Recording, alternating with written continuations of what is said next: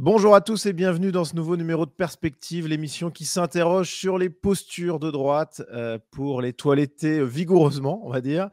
Et donc, alors là, j'ai enregistré plusieurs numéros simultanément. Je ne sais pas exactement dans quel ordre ça va paraître, mais sachez que vous avez ici l'un des meilleurs numéros. Pourquoi? Parce que vous avez l'exclusivité d'entendre cette semaine Peter Columns. Salut Peter.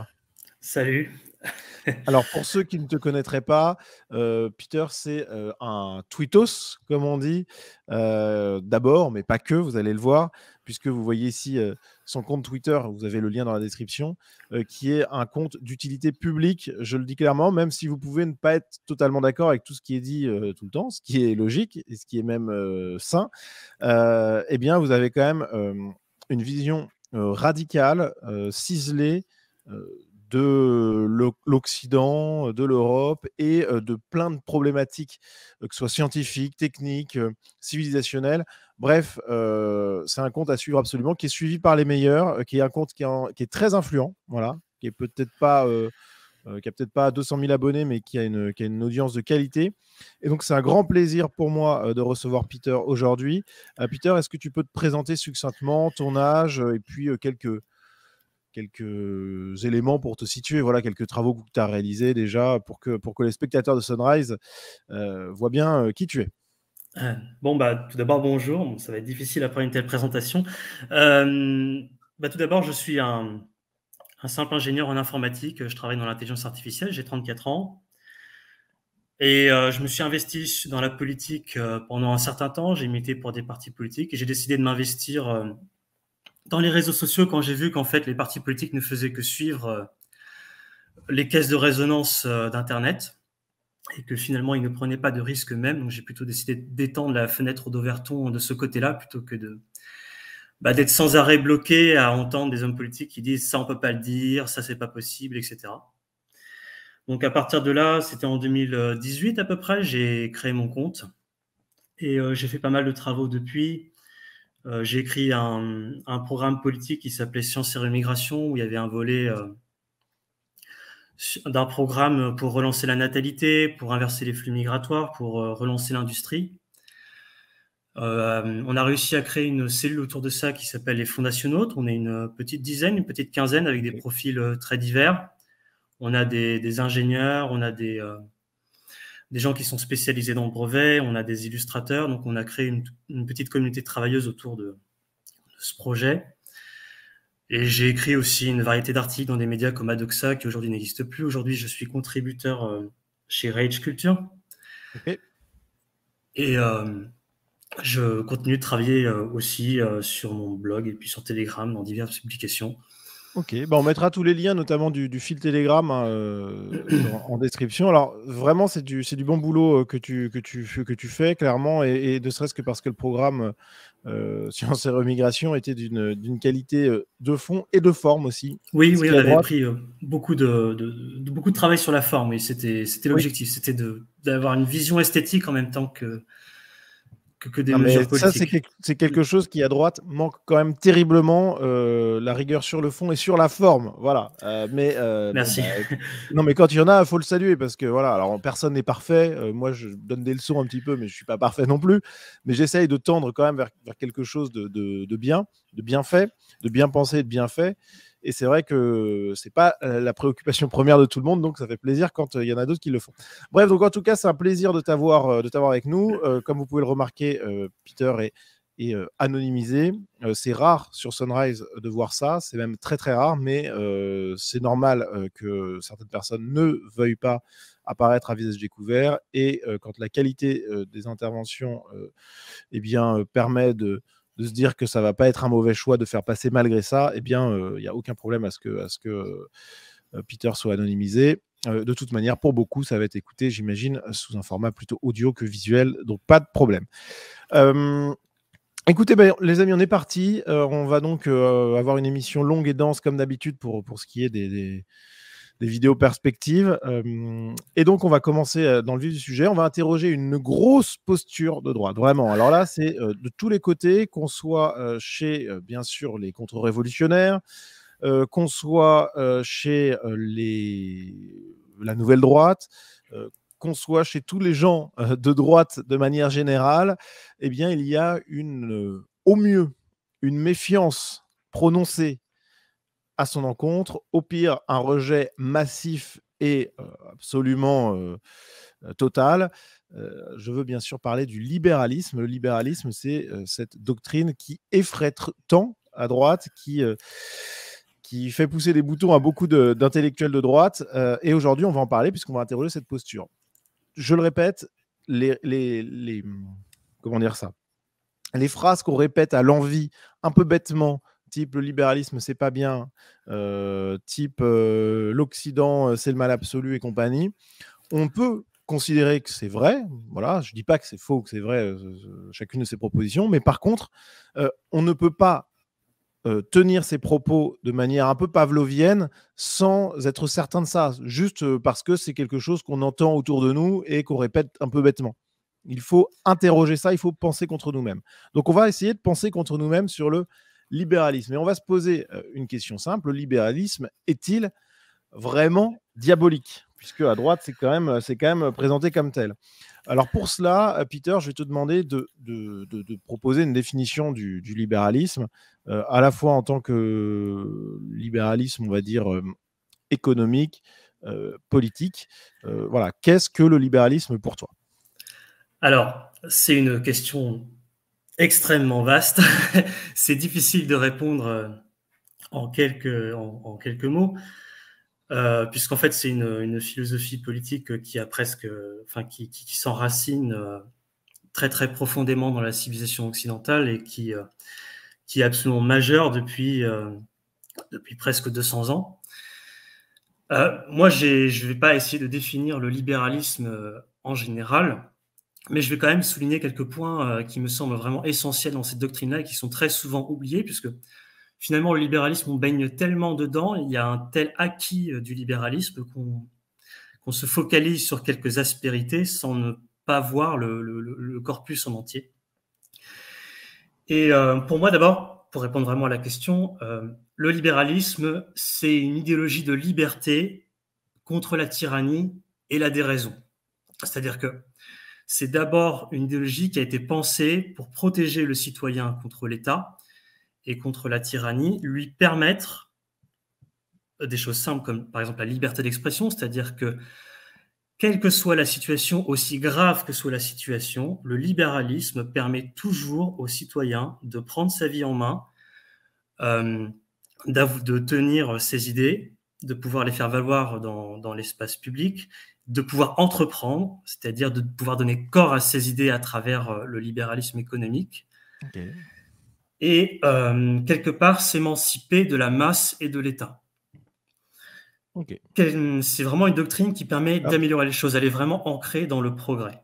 Je me permets, mais le libéralisme est évidemment né à une époque où c'était plutôt une période monarchique avec l'absolutisme royal. Et donc, si je ne m'abuse, c'était effectivement une volonté de la liberté face à l'absolutisme et de l'individu face au corps, on va dire, communautaire de l'État, mais plutôt, on va dire, à la masse, quoi. Je ne sais pas si j'exprime bien les choses. Oui, tout à fait, c'est ça. C'est une très longue tradition occidentale. C'est la réflexion sur la liberté de l'individu au sein d'un système. C'est pas du tout comme la civilisation chinoise où effectivement les individus vont être soumis à un pouvoir central. Ouais. Depuis le début, que ce soit dans l'Antiquité grecque, on réfléchit à quelle est la limite du pouvoir de la cité sur l'individu. Et le libéralisme est en quelque sorte le système qui éclot de toute cette pensée-là au bout de 1800 ans. Okay. Donc, il y a d'abord ce premier socle-là. La deuxième chose sur le libéralisme que je vois, c'est que c'est un outil de rationalisation du monde. C'est-à-dire que c'est vraiment un outil qui est ancré dans la matérialité et le réel, Okay. et qui permet, notamment par les outils économiques, d'organiser une hiérarchie où les inégalités ne sont justifiables. C'est un système qui va permettre de créer une économie d'une complexité folle, là où l'État serait incapable effectivement de bureaucratiser tout ça. Je ne vais pas refaire toute l'histoire de l'URSS, etc., mais on a vu que les plans quinquennaux, etc., ça ne fonctionne pas. Et ça permet surtout de vraiment être ancré dans le réel. C'est-à-dire, si vous avez une idée, vous pouvez la lancer et vous pouvez vraiment la tester dans la réalité, sur ce qu'on appelle effectivement les marchés. Et soit elle fonctionne, soit elle fonctionne pas. C'est-à-dire qu'on n'est pas dans le débat interminable intellectuel, il y a vraiment l'opportunité de donner corps aux choses.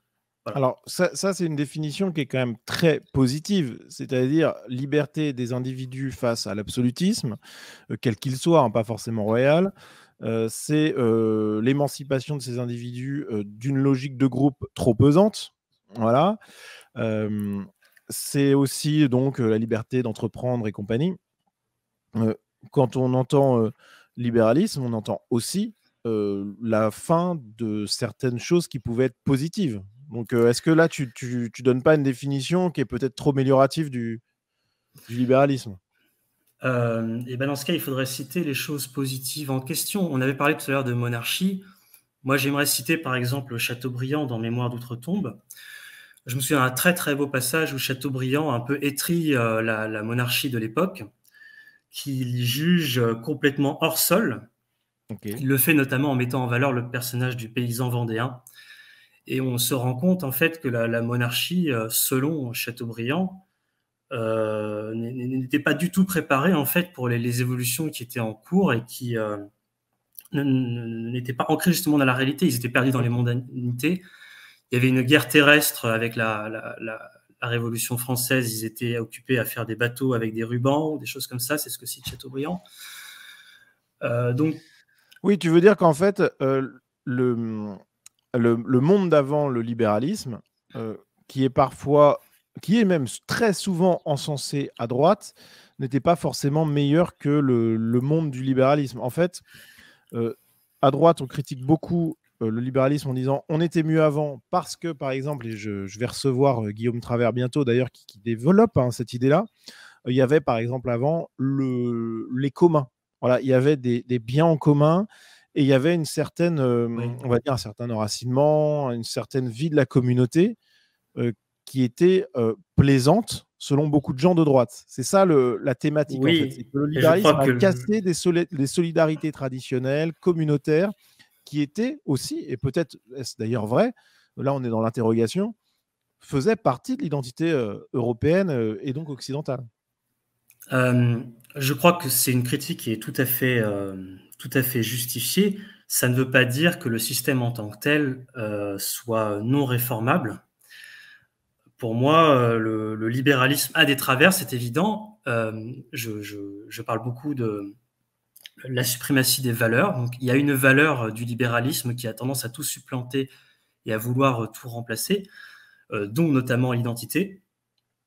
C'est pour ça que je pense qu'il faut plutôt travailler dans le sens d'un libéralisme identitaire, d'autant que les modifications nécessaires ne sont pas très importantes, selon moi.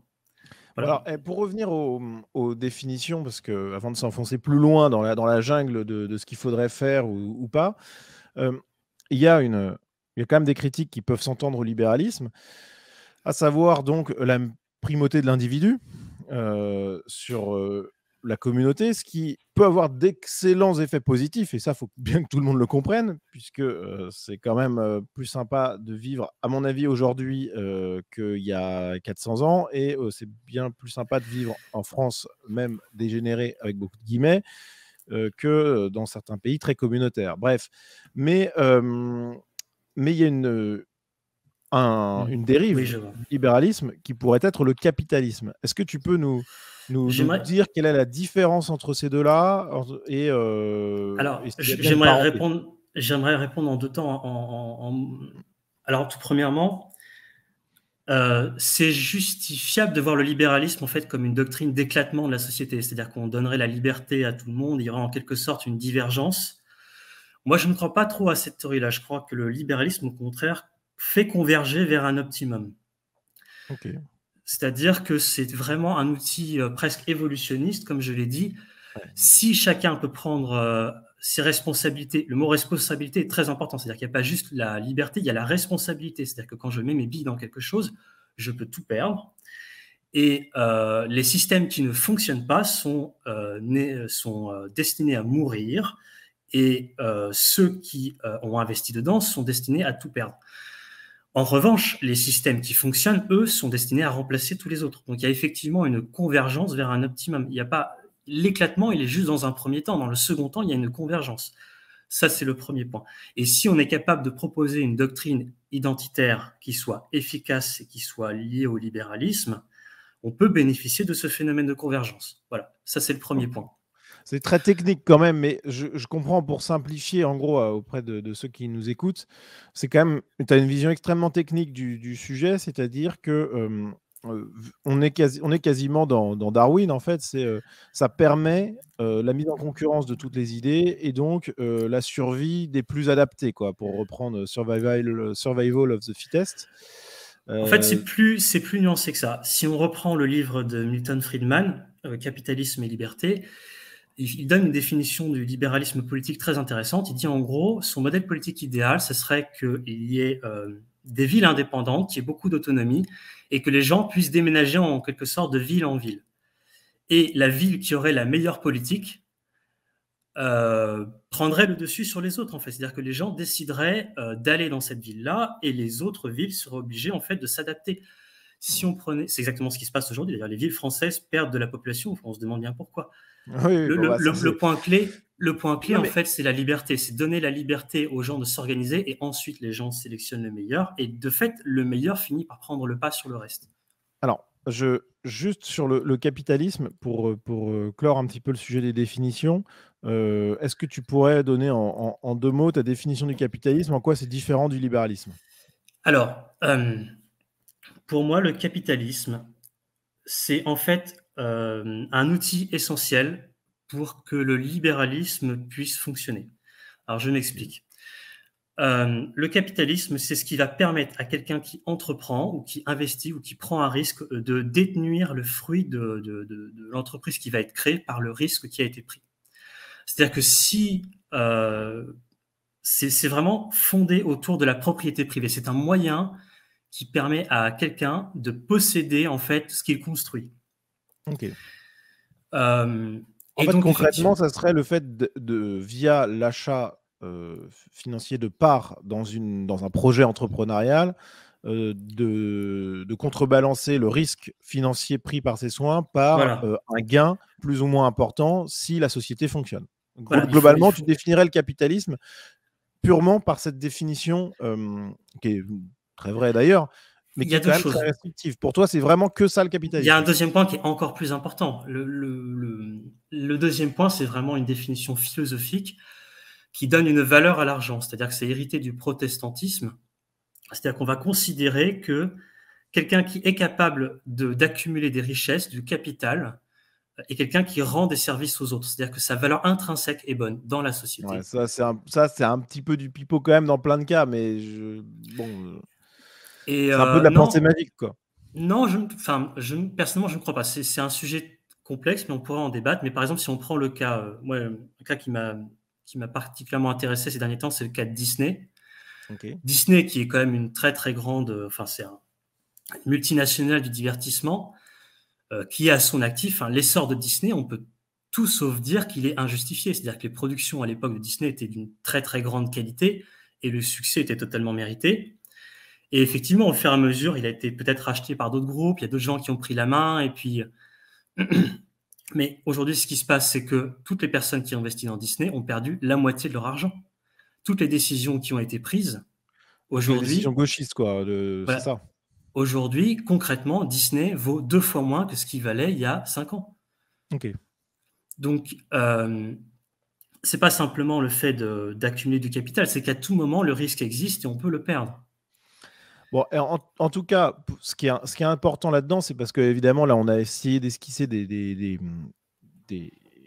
des définitions et sur lesquelles on reviendra dans l'émission, c'est certain. Mais ce que je veux dire aussi à ceux qui nous écoutent, c'est que le libéralisme et le capitalisme, qui sont souvent honnis à droite, alors je ne parle pas de la gauche, pour lesquels le seul horizon qui va bien, c'est le socialisme, qui est en fait l'antichambre du communisme, et donc de la mort. Mais le fait est que le libéralisme et le capitalisme, alors le libéralisme, c'est pas seulement économique, Le capitalisme, pour le coup, ça l'est quand même de manière prépondérante, même si tu as donné un volet philosophique qui est intéressant. Mais ce sont des doctrines ou des pratiques économiques qui organisent le monde d'aujourd'hui de manière assez claire, avec, j'en suis persuadé, je ne parle pas pour toi, mais pour moi en tout cas, des très graves dérives. Voilà, je pense vraiment qu'un monde dans lequel il y a des multimilliardaires par rapport à des gens qui sont très pauvres, je pense que dans une société là où il y a beaucoup trop d'inégalités, il y a un problème. Je ne suis pas du tout un communiste, hein, loin de là, mais je pense que c'est forcément un problème à plein d'égards et qu'il y a des excès énormes dans le monde d'aujourd'hui. Mais enfin, passons. Vas-y, si tu veux réagir. Oui, oui, en fait, un point important, je crois, c'est que finalement, quand on y réfléchit, toutes les critiques qu'on pourrait faire euh, aux inégalités créées par le libéralisme et le capitalisme, ça là-dessus, je vais pas le nier. C'est-à-dire que le capitalisme et le libéralisme, littéralement, créent des inégalités. C'est Oui, pour ça qu'ils existent. Mais ce qu'on peut constater, c'est que le monde n'a jamais été aussi riche ouais, et mais bien que sûr. c'est des inégalités, mais dans le même temps, bon voilà, tout le monde monte. C'est-à-dire que les pauvres d'aujourd'hui sont beaucoup, beaucoup, beaucoup moins pauvres qu'il y a 200 ans. Et ça nous Et amène le, à... Ah, désolé, je vas-y, suis vas-y. désolé, je parle beaucoup. Non, non, vas-y, vas-y, Le au deuxième contraire, point, vas-y, vas-y, vas-y. le deuxième point aussi qui me semble important, euh, c'est que toutes les critiques finalement qu'on pourrait faire au libéralisme, on peut les faire aussi à la logique identitaire. C'est-à-dire que sur le plan économique, on peut critiquer le libéralisme, mais finalement l'immigrationnisme, ce n'est qu'un communisme des peuples. C'est-à-dire que l'accumulation de capital pour les familles, les inégalités entre les familles et les individus, on peut parfaitement les transposer en inégalité entre les peuples, en inégalité entre ce qu'ont acquis comme capital chaque peuple. Et Ouais. finalement, toute la doctrine économique de la gauche qui s'oppose au libéralisme, elle nous fait front sur la logique identitaire, c'est-à-dire que tout cet argumentaire-là, si on l'accepte sur le plan économique, Ok. alors il ne faut pas s'étonner de se le voir retourner contre nous sur le plan identitaire. Ça, c'est vraiment un point essentiel pour moi. C'est essentiel et c'est limpide. Ça rejoint complètement ce que moi je considère comme l'ennemi principal, qui est le gauchisme. Mais en réalité, derrière le gauchisme, il y a l'égalitarisme et qui Voilà. considère globalement que toutes les inégalités, vu que tout le monde a le même potentiel biologique à la base, ce qui est une folie absolue, mais bon, c'est la doctrine gauchiste. Donc, on va, à partir de ce point de vue-là, euh, vu que tout le monde a le même potentiel biologique à la base, et bien du coup, les inégalités qui arrivent sont donc forcément le fruit d'une domination. Donc effectivement, dans le Oui, domaine économique, voilà. ça donne le communisme pour réparer les inégalités des vilains capitalistes contre les gentils pauvres. Et dans le domaine identitaire, ça donne l'immigration et le grand mélange pour que les méchants occidentaux qui sont les meilleurs eh bien, soient punis de leur méchante colonisation et de leur méchante exploitation des pays pauvres. Donc Ouais. effectivement, tu as raison. Et c'est encore pire que ça, c'est-à-dire qu'on peut aussi trouver une autre critique du libéralisme, c'est-à-dire que vu qu'il crée une hiérarchie par l'effort des uns et des autres, si on a une société qui est diversifiée et que chaque groupe a des caractéristiques qui sont très différentes les uns des autres, on va se retrouver avec une société qui est complètement stratifiée ethniquement. Et là, effectivement, on va se retrouver avec des systèmes de doctrine de racisme systémique, des choses comme Ouais. ça, pour essayer de réduire des inégalités qui sont incompressibles en fait. On peut les réduire, tout n'est pas figé, mais à partir d'un certain seuil, ça devient très, très, très, très compliqué. Complètement. Non, non, mais je suis d'accord. Et quand je parlais des inégalités comme nocives, je pense que dans une société, même homogène ethniquement et culturellement, je veux dire des immenses inégalités, même si le niveau de vie global est quand même intéressant et il n'y a pas trop de problèmes, ça crée un dysfonctionnement où pour moi, il y a quelque chose qui cloche. Je ne vais pas Et développer il y plus, a, parce que c'est quelque chose qui me et, gêne instinctivement. Je ne saurais pas l'expliquer exactement, mais c'est un, voilà, une société où il y a des ultra riches et des types qui dorment par mais terre, il y a un problème quelque part. Voilà. euh, alors, deux points. Ils sont extrêmement, extrêmement riches parce qu'en fait, leur richesse est en capital. C'est-à-dire que Oui, je parlais tout à l'heure de la valeur philosophique du capitalisme, la valeur qui est donnée à l'argent. En fait, l'argent, c'est du pouvoir de décision. C'est-à-dire que comme on a jugé que vous étiez capable de prendre de bonnes décisions économiques, on va vous attribuer en quelque sorte un pouvoir politique à travers l'argent. Et finalement, si vous êtes capable de faire tourner une industrie, on va juger que vous êtes plus capable de prendre des décisions importantes. Il y a cette notion-là qui imbrique en fait le pouvoir politique dans l'argent.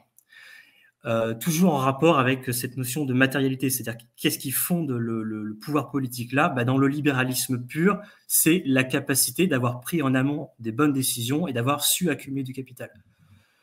Ça, Non, c'est non, le mais premier point. Et le je suis deuxième d'accord. point, moi personnellement, on peut le nuancer, c'est-à-dire que je suis absolument pas contre les systèmes sociaux. Je considère que c'est une très bonne chose que y ait des choses comme le RSA existent. Je trouve que c'est un très bon système, d'autant qu'il a Ah ok, été le adapté un RSA, petit. c'est marrant. Putain, Oui, oui, je j'aurais pense pas que cru le ça. RSA est un très très bon système. Moi personnellement, j'ai déjà eu dans ma famille une personne qui était SDF. Ouais, Euh, donc on a eu à la prendre en charge. Elle, pour donner un peu un ordre d'idée, elle vivait sous les ponts. ok. Elle volait dans les supermarchés de la nourriture pour chat parce que c'était ce qui était plus facile à voler dans les Ah magasins. ouais, C'était d'accord, ok, moins. waouh. Donc on parle d'un niveau de misère qui est énorme. Mais cette personne-là n'était pas du tout capable d'avoir un travail, n'était pas du tout capable elle était inapte socialement. Et grâce à ce système-là, aujourd'hui, elle est dans un logement social. Elle a le Ok, RSA et elle a pu être prise en charge. Elle n'est pas en train de traîner dans la rue et on a réussi à ok. s'occuper d'elle de manière correcte. Et ce dispositif des fois, il y a des gens, ils ne sont pas capables, ils ne sont pas insérables Ouais, et c'est vrai. quand ils appartiennent aux nôtres, aux Français, il est absolument hors de question de les laisser dans la rue. Ça, Ah, je je suis suis d'accord. totalement d'accord. Non, mais bon, en tout cas, il y a ça qu'il faut prendre en compte. Mais ce que je voulais dire, je reviens tout au début de mon raisonnement avant cette digression très intéressante, donc très bien.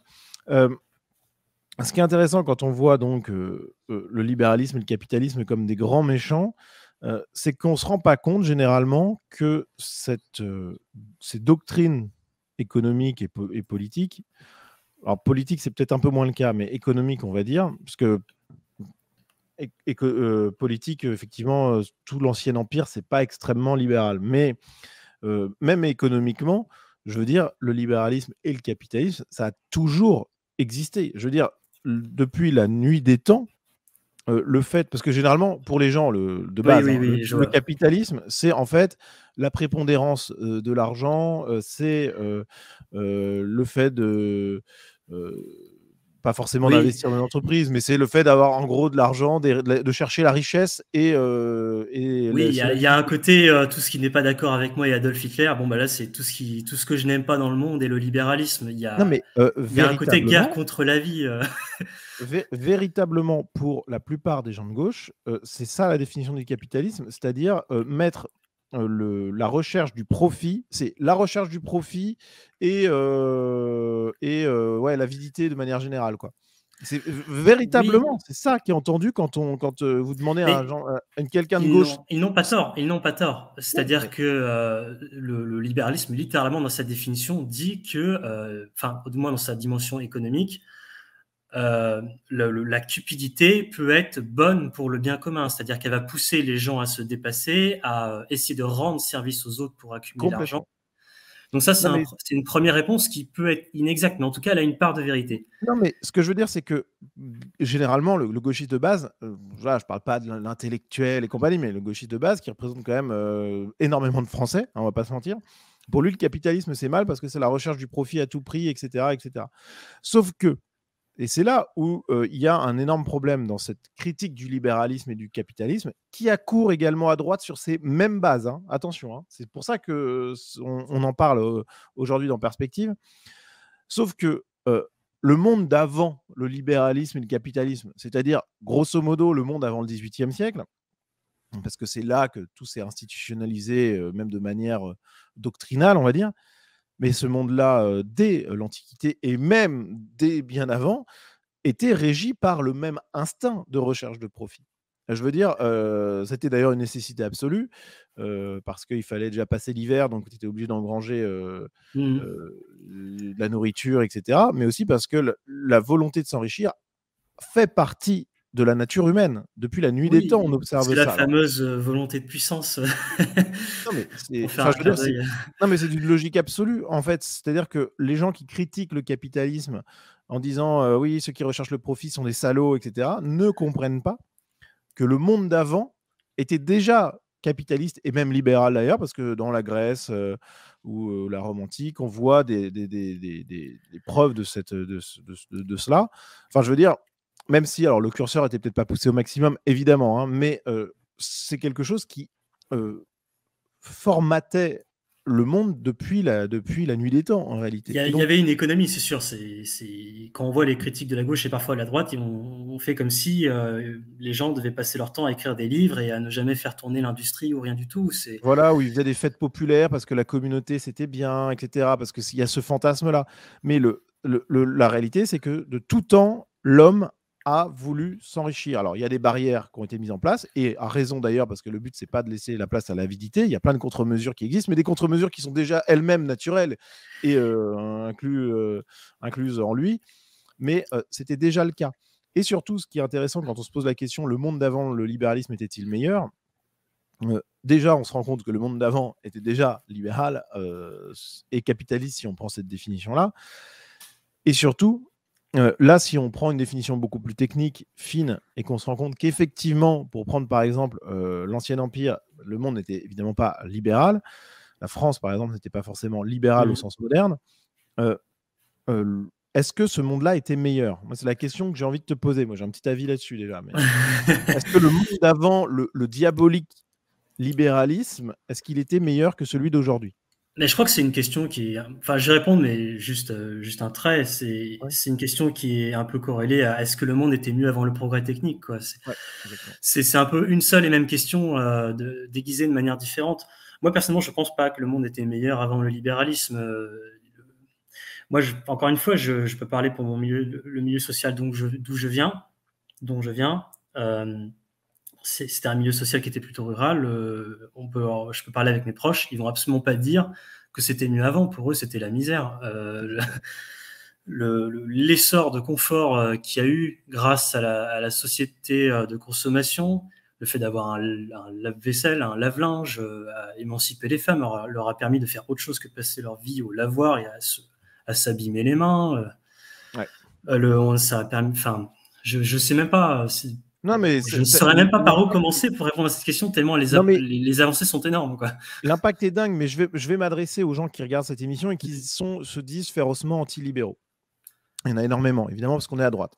Et d'ailleurs, d'une certaine manière, je comprends un peu leur questionnement et leur rejet, il n'y a pas de souci. Mais de manière générale, et c'est ce que je dis toujours, mais sauf quelques rares exceptions qui existent, voilà, mais ce sont quand même des rares exceptions, si on vous mettait 6 mois dans le passé, vous êtes, je sais pas, en 1600 et quelques, voilà, là, il n'y a pas de méchant libéralisme, puisque les types qui commencent à réfléchir à ça sont à peine à écrire leur premier bouquin sur le sujet.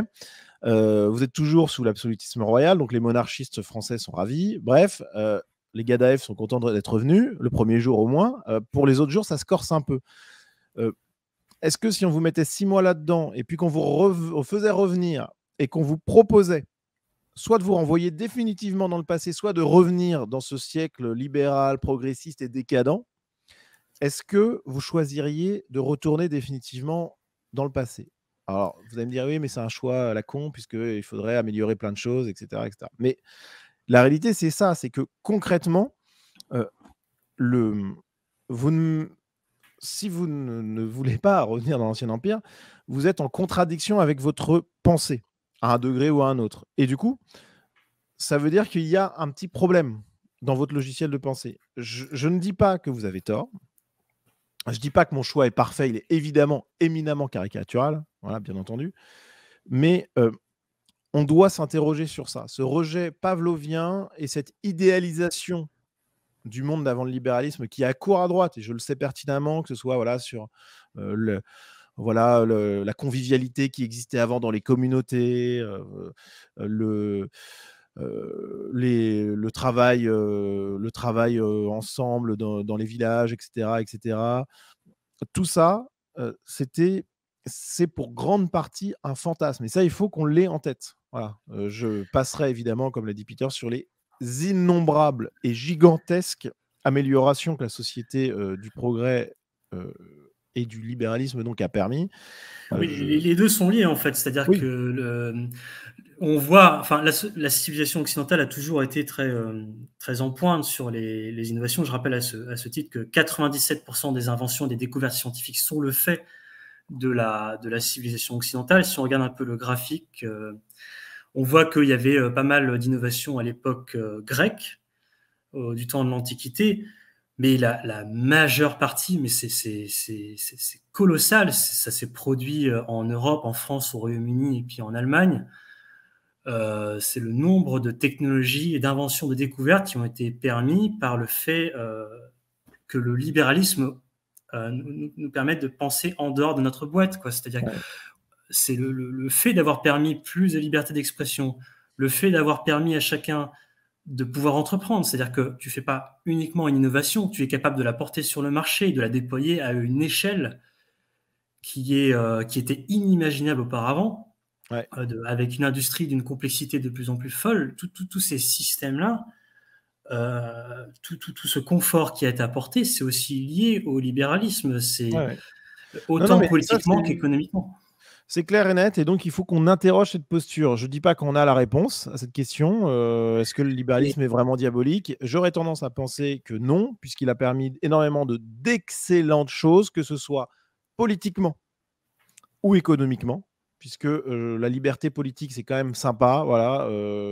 Moi, je préfère, pour le coup, je préfère les cités grecques que l'absolutisme royal, et donc je préfère la citoyenneté romaine à l'Empire chinois. Bref, il y a une notion de liberté qui est très importante et qui est naturelle à ce que nous sommes, à nous, Européens, et puis et économiquement. il y a un point absolument fondamental aussi. C'est la raison pour laquelle on pourrait avoir peur du libéralisme, en fait, c'est de se dire, voilà, il va de manière irrémédiable détruire l'identité, Oui. et il y aurait en quelque sorte une marge vers le progrès et vers la technicité qui détruirait l'identité et qui nous effacerait. Moi, je ne suis pas d'accord avec cette vision-là, j'ai une vision complètement différente. Je pense que, comme je l'ai dit, le libéralisme tend vers un optimum. C'est sa logique. Et donc, je ne vois pas pourquoi j'aurais peur du libéralisme en tant qu'identitaire, puisque je suis convaincu que les thèses que je défends en tant qu'identitaire font partie de cet optimum. C'est-à-dire que je ne crois pas au communisme et je n'ai pas plus de raison de croire au communisme des peuples. Non, mais alors, Je là, crois à l'héritage je suis obligé de et te je dire n'ai... quand même qu'il y a une limite Hmm. à tout ça. Parce que là, tu as vraiment un raisonnement intellectuel qui s'entend, mais qui, dans le monde réel, est quand même un peu bizarre. Puisque, évidemment, que par exemple, si on prend quand même l'avidité totale de notre société, qui est, à mon avis, une grosse problématique, typiquement, prenons les matières premières. Le Hmm. marché ne réfléchit pas du tout en termes d'optimum et d'étalement de la consommation de ces matières premières sur un temps qui soit suffisamment long pour que ça ne soit pas problématique civilisationnellement. Là, il y a quand même une énorme limite à justement comment dire ça, cet instinct naturel qui, Tu voudrais dire qu'en fait, on consommerait toutes les matières premières sans réfléchir, c'est ça? exactement, mais c'est déjà le cas. Écoute, sur le Non, cuivre, le nickel, sur le pétrole, on est en train de, eh ben, je suis. Enfin, oui, oui, ça se défend. Alors, des gens comme Elon Musk diraient, bon, il faut aller coloniser les astéroïdes et tout ça, et puis il faut aller ouais, exporter. Moi, j'ai une vision un petit peu différente. Je pense que, alors pour le coup, c'est peut-être une vision plus camusienne. Je pense qu'il n'y aura jamais de fin, en fait, aux matières premières. C'est-à-dire qu'avant, il y a peut-être 5 6 ans, tu m'aurais posé la question, je t'aurais répondu exactement la même chose que ce que tu viens de dire. ok. Maintenant, je pense quelque chose de complètement différent. C'est-à-dire qu'on le voit, la transition démographique est en train de créer un phénomène de dépopulation. Ouais. Et tel que ça se profile, on n'aura jamais le temps de venir à bout des matières premières. C'est-à-dire que la population descend beaucoup trop vite par rapport à ce qu'on peut consommer. Bah, oui et non. C'est-à-dire que plus on va se dépeupler, plus la consommation de matières premières va se réduire et au Oui, final, l'horizon dans lequel ça ne serait plus rentable de... Alors la rentabilité aussi, c'est une question très importante. Je vais peut-être répondre là-dessus aussi. Mais l'horizon à laquelle on aurait épuisé finalement le cuivre, l'uranium, etc., va s'éloigner, je pense. Le pic de pétrole, on ne l'atteindra probablement jamais. non, mais qu'il y ait un phénomène de dépopulation qui minore du coup le drame que peut être l'utilisation abusive des matériaux et compagnie, je veux bien l'entendre. même si, c'est mon avis, sur certaines matières premières, ça va être très compliqué. Mais le, le fait est que malgré tout, tu vois, il faut des barrières. Et c'est là où les gens qui critiquent le libéralisme de manière totale à la, devraient donc se poser des questions sur cette posture et aussi peut-être comprendre que le principe du libéralisme n'est pas mauvais en soi. Ce qui importe, c'est de mettre des barrières. Et c'est vrai que le libéralisme ou le capitalisme ou, on va dire, la société de consommation débridée qu'on a connue détruit ces limites que le bon sens devrait mettre en place ou a mis en place. Et ça, je pense que c'est un travail qu'on doit accepter parce que même s'il y a de la dépopulation, ça n'empêche que le modèle idéal, selon toi, du libéralisme a faussé et fautif. Puisque s'il n'y avait pas cette dépopulation, il ne serait pas bon. Tu vois ce que je veux dire? J'ai un autre point à répondre qui, moi aussi, me semble fondamental, c'est le lien entre le libéralisme et les peuples européens. C'est-à-dire qu'on peut faire beaucoup de critiques au libéralisme. Ouais. Par exemple, le fait qu'il détruit la planète, c'est vrai. Le fait qu'il va consommer sans modération les ressources à notre disposition, c'est vrai. Mais il faut aussi prendre conscience que le libéralisme est constitué des individus qui sont à l'intérieur de lui et que le poids de ces individus est important. Et tous les excès du libéralisme sont pondérés par la prise de conscience des individus. Oui. Alors, je suis désolé, Très j'ai juste. fait une phrase compliquée pour dire quelque chose de très simple. Par exemple, on va prendre le cas de l'écologie. Aujourd'hui, au sein du libéralisme, qu'est-ce qu'on voit? Tout devait être dévasté, tout devait disparaître, etc. La barrière de corail est en train de se reconstituer en Non, mais Australie. je suis d'accord. On fait des projets pour aller avec des capitaux énormes pour construire des machines pour aller récupérer tous les déchets qui sont jetés dans la mer. Oui. Non, mais tu as On raison. va En être fait, capable. Juste un dernier exemple vas-y. qui m'avait frappé. Les populations de baleines bleues, par exemple, qui étaient en voie d'extinction aussi, sont en train de revenir. Il n'y a jamais eu autant de baleines bleues sur la côte ouest des États-Unis. Okay. Donc il y a un tas d'exemples qui montrent que, et là c'est pas le libéralisme, c'est le libéralisme par les Européens. C'est-à-dire que les Européens sont des idéalistes et les Européens, par leur nature, sont capables de pondérer les mauvais aspects du libéralisme. Et je pense effectivement que si on transposait le libéralisme, et c'est ce qu'on est en train de voir d'ailleurs, en Afrique, au Moyen-Orient, en Chine, on n'obtiendrait pas du tout le même libéralisme et on obtiendrait probablement des effets dévastateurs tels que ceux que tu soulignes, sans aucun contrepoids en fait. Ouais. Et même sur les faits, par exemple à une époque on disait oui avec le libéralisme ça va être l'abondance, tout le monde va être obèse. Alors c'est vrai, il y a l'obésité qui monte, ça c'est indéniable. Et c'est probablement aussi dû aussi au fait que la population devient plus vieille aussi. Ça, c'est un facteur qu'on ne prend jamais en compte, mais vu que la population devient plus vieille, bon, elle est plus souvent obèse. Mais ce que je vois aujourd'hui, enfin, personnellement, c'est mon ressenti personnel, je vois énormément de jeunes, surtout des hommes, aller à la salle de sport. Ouais, c'est vrai, c'est très, très rare maintenant. L'idéal, même si Nike et Adidas font des pubs avec des gros noirs qui se dandinent, l'idéal en vérité, c'est aller à la salle de sport et prendre soin de son corps. Il y a même un certain puritanisme.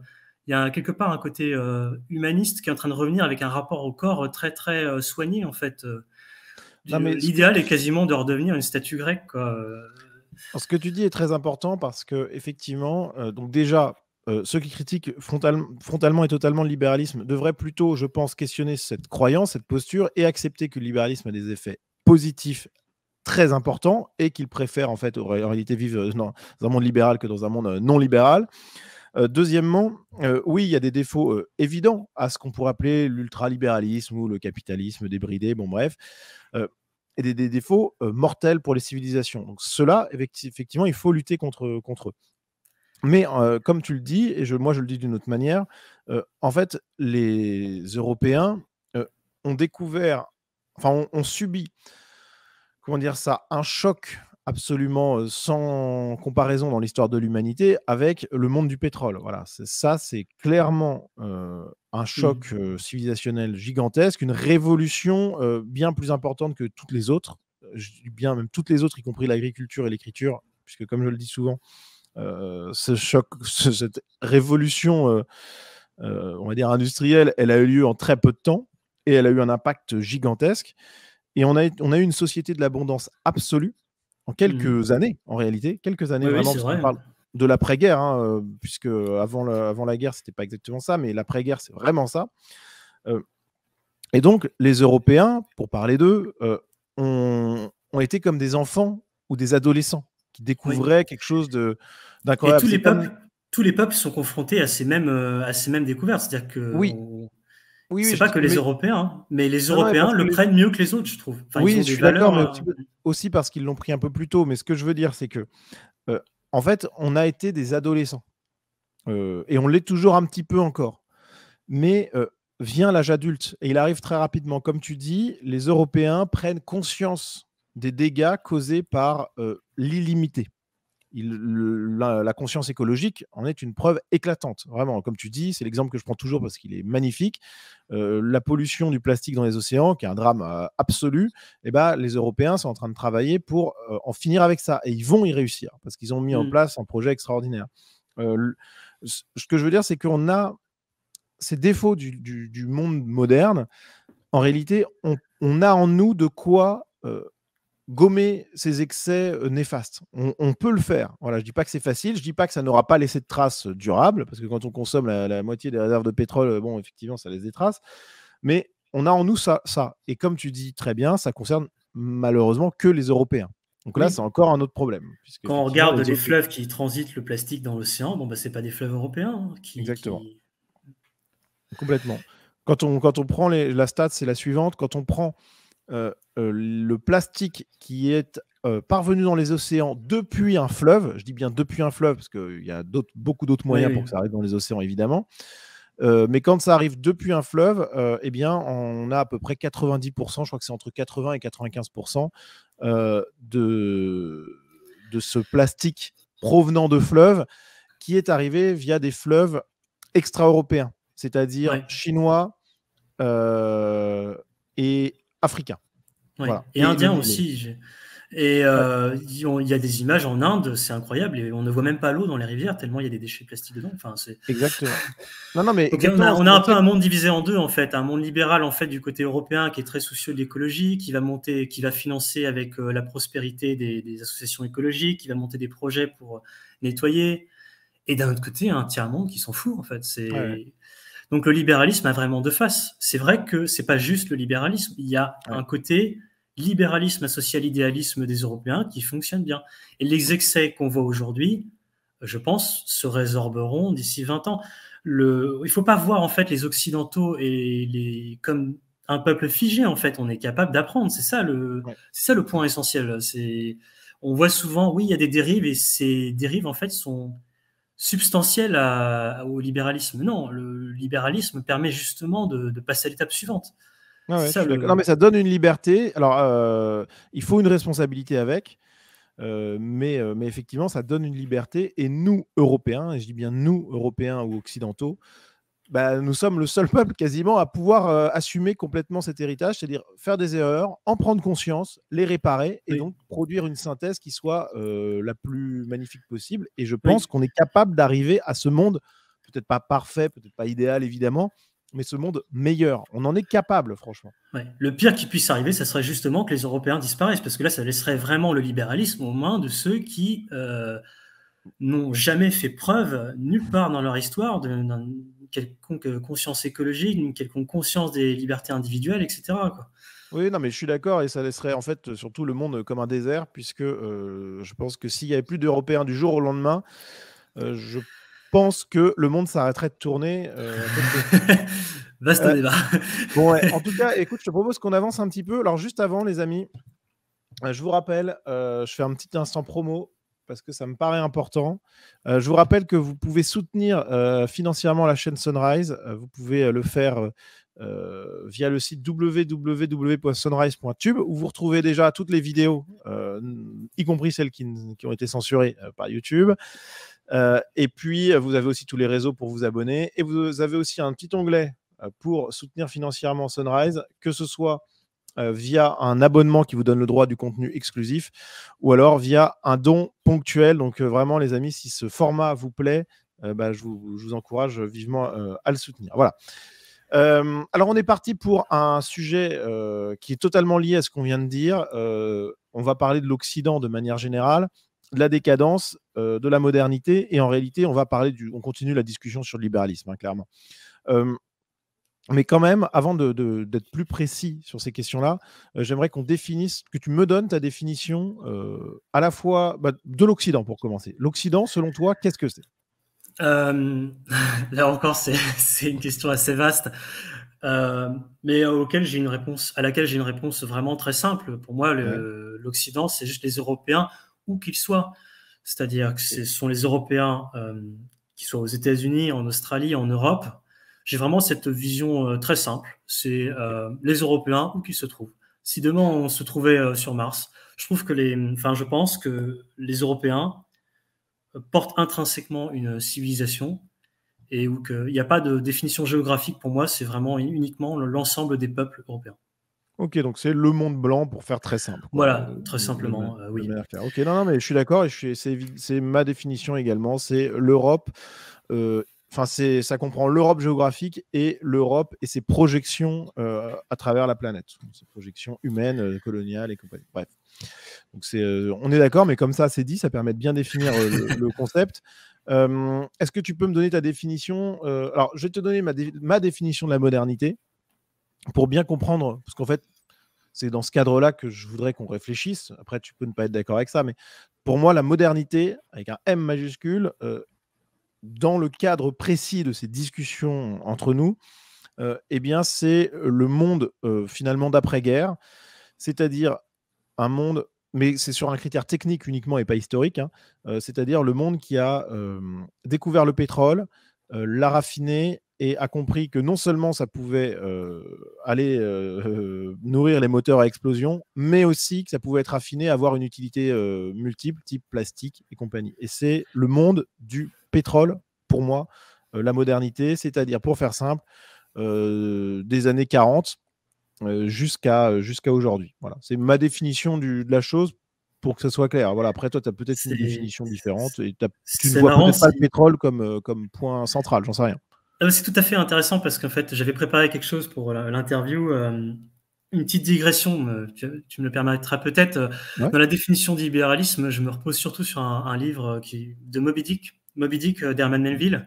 Ouais. Et justement, l'objectif de cette industrie qui est décrite dans Moby Dick, c'est d'aller extraire l'ancêtre du pétrole, c'est-à-dire l'huile de baleine. Et il décrit en fait tout le processus libéral et capitaliste à travers cette ressource-là.